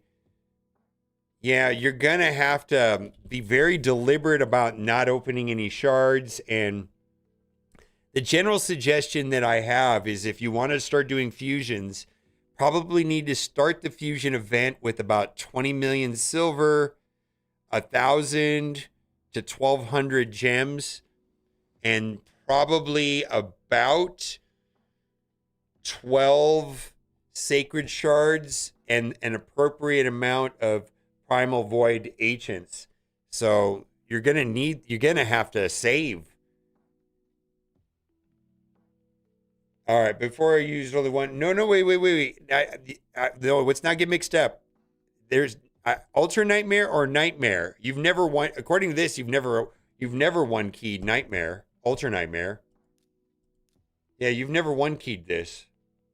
My question is, how many keys does it take for you to do Ultra Nightmare, not Nightmare, Ultra Nightmare? Because maybe my suggestion is entirely different.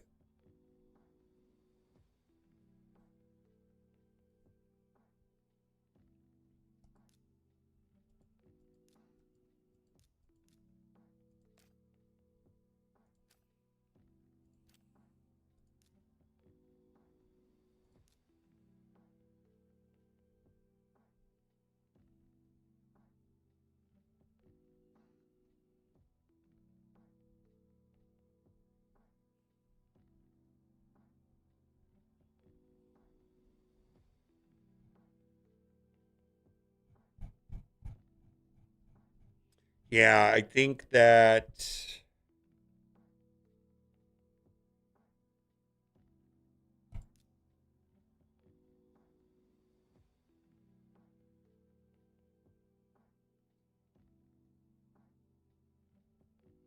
Yeah, I think that's also a thing too.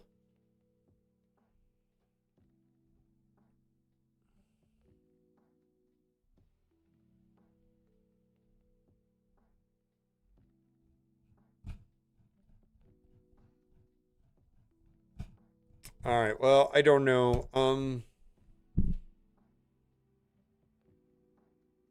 Well, you okay?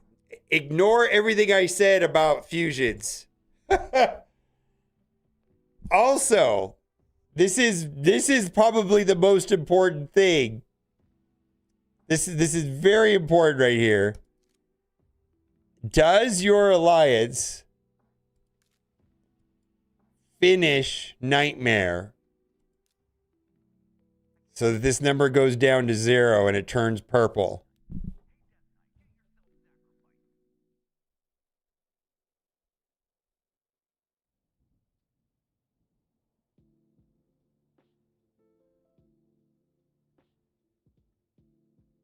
I'll do it right now.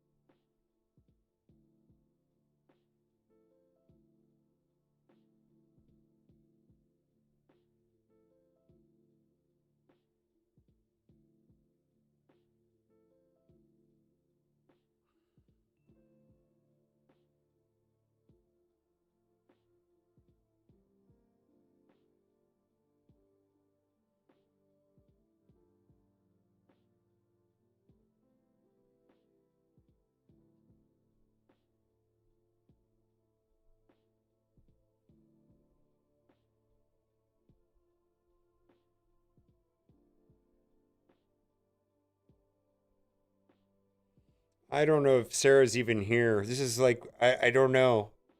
It's kind of hard to do these.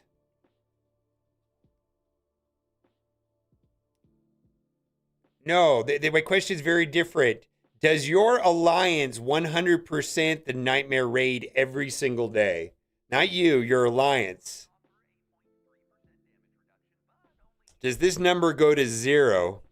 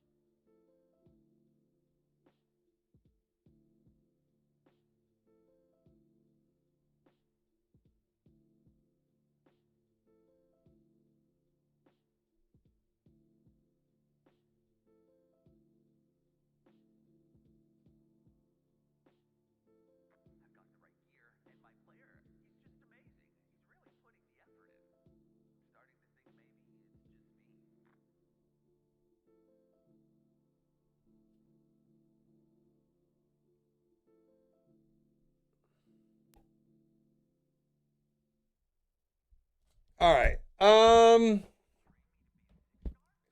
think we're gonna switch to Marvel Strike Force. Let me grab something to eat real quick. I'll be right back.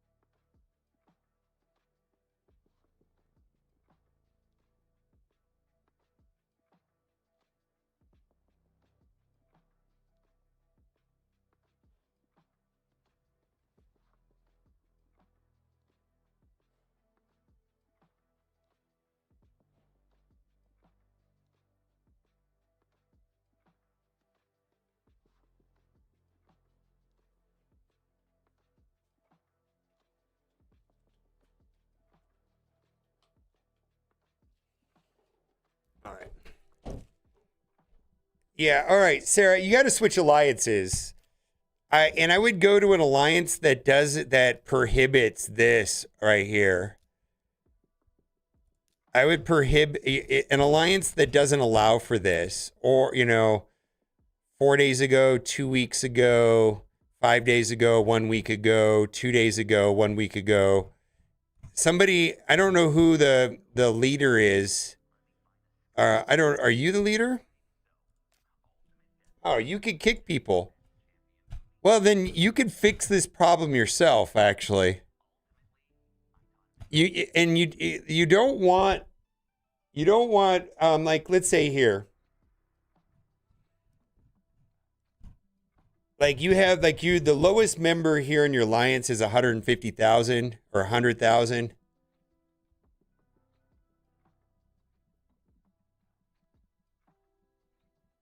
Yeah, I mean, I don't think you need to switch alliances. I think this just is a matter of of of kicking people and keeping. Well, you see, you're at 28 of 30, huh? Minimum. What is he?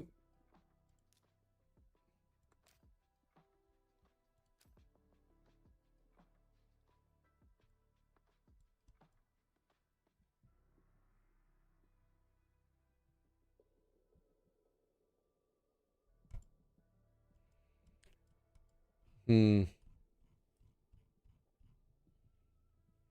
See, the problem is that you're not going to keep good people if you allow this. They're not going to stay.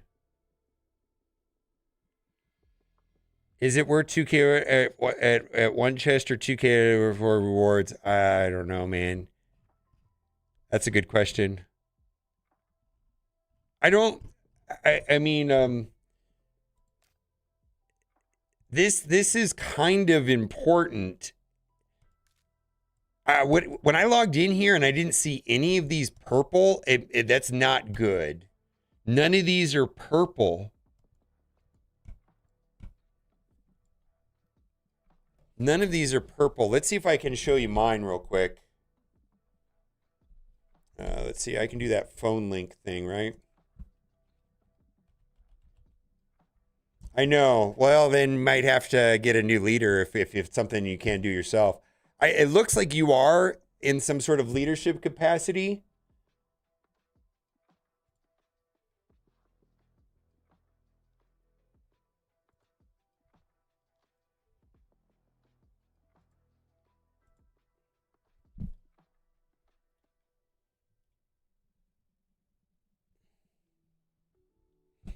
See if I can pull this up.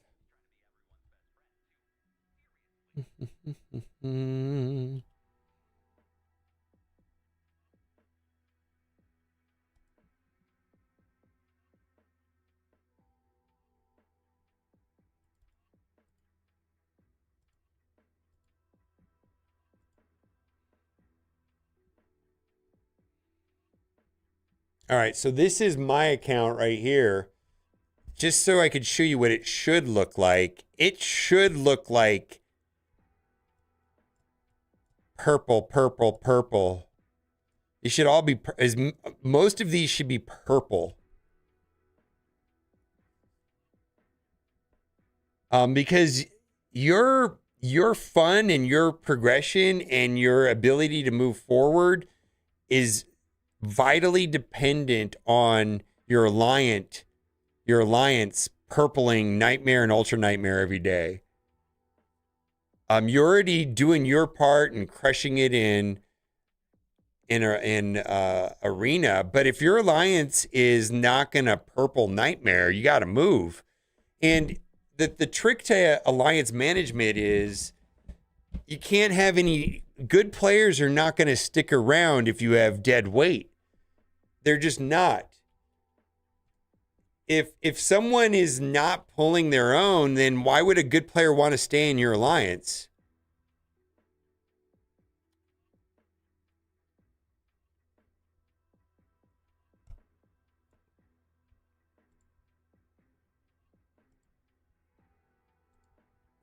And so the idea is when you're at 30 of 30, when you have one bad player, you drop them, and then you're 29 of 30, then a good player pops in real quick. If a player pops into your alliance and they see all these people in red, they're not going to stay. They're going to leave.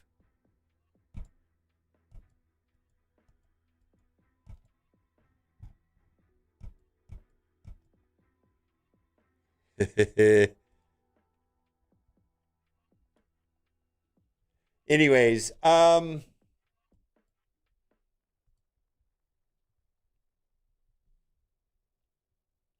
do I need a toggle for this. How do I toggle this without switching to this other thing? Yeah. And the reason why I'm bringing this up is there's no point in me tuning your account if you're not going to get an alliance that's willing to do that. Like, there's no point. And everything's first things first, right?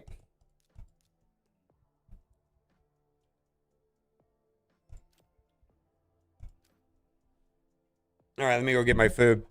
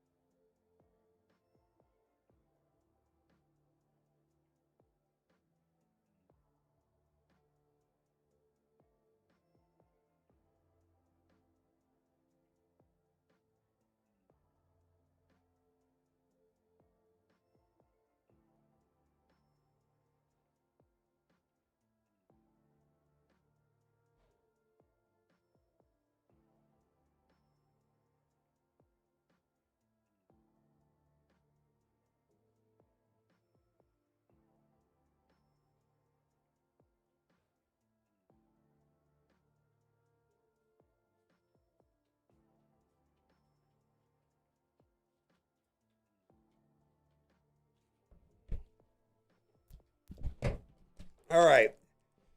Yeah, I'll tell you what. Change alliances and hit me up the next time I stream, and then I can tweak it for you. I think it's a waste of time to tweak it if you're going to stay in this alliance. All right, I'm out.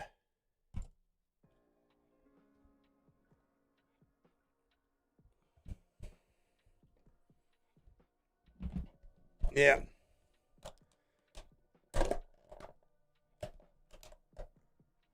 Oh shit. All right, let's go to. I'm going to switch to Marvel Strike Force.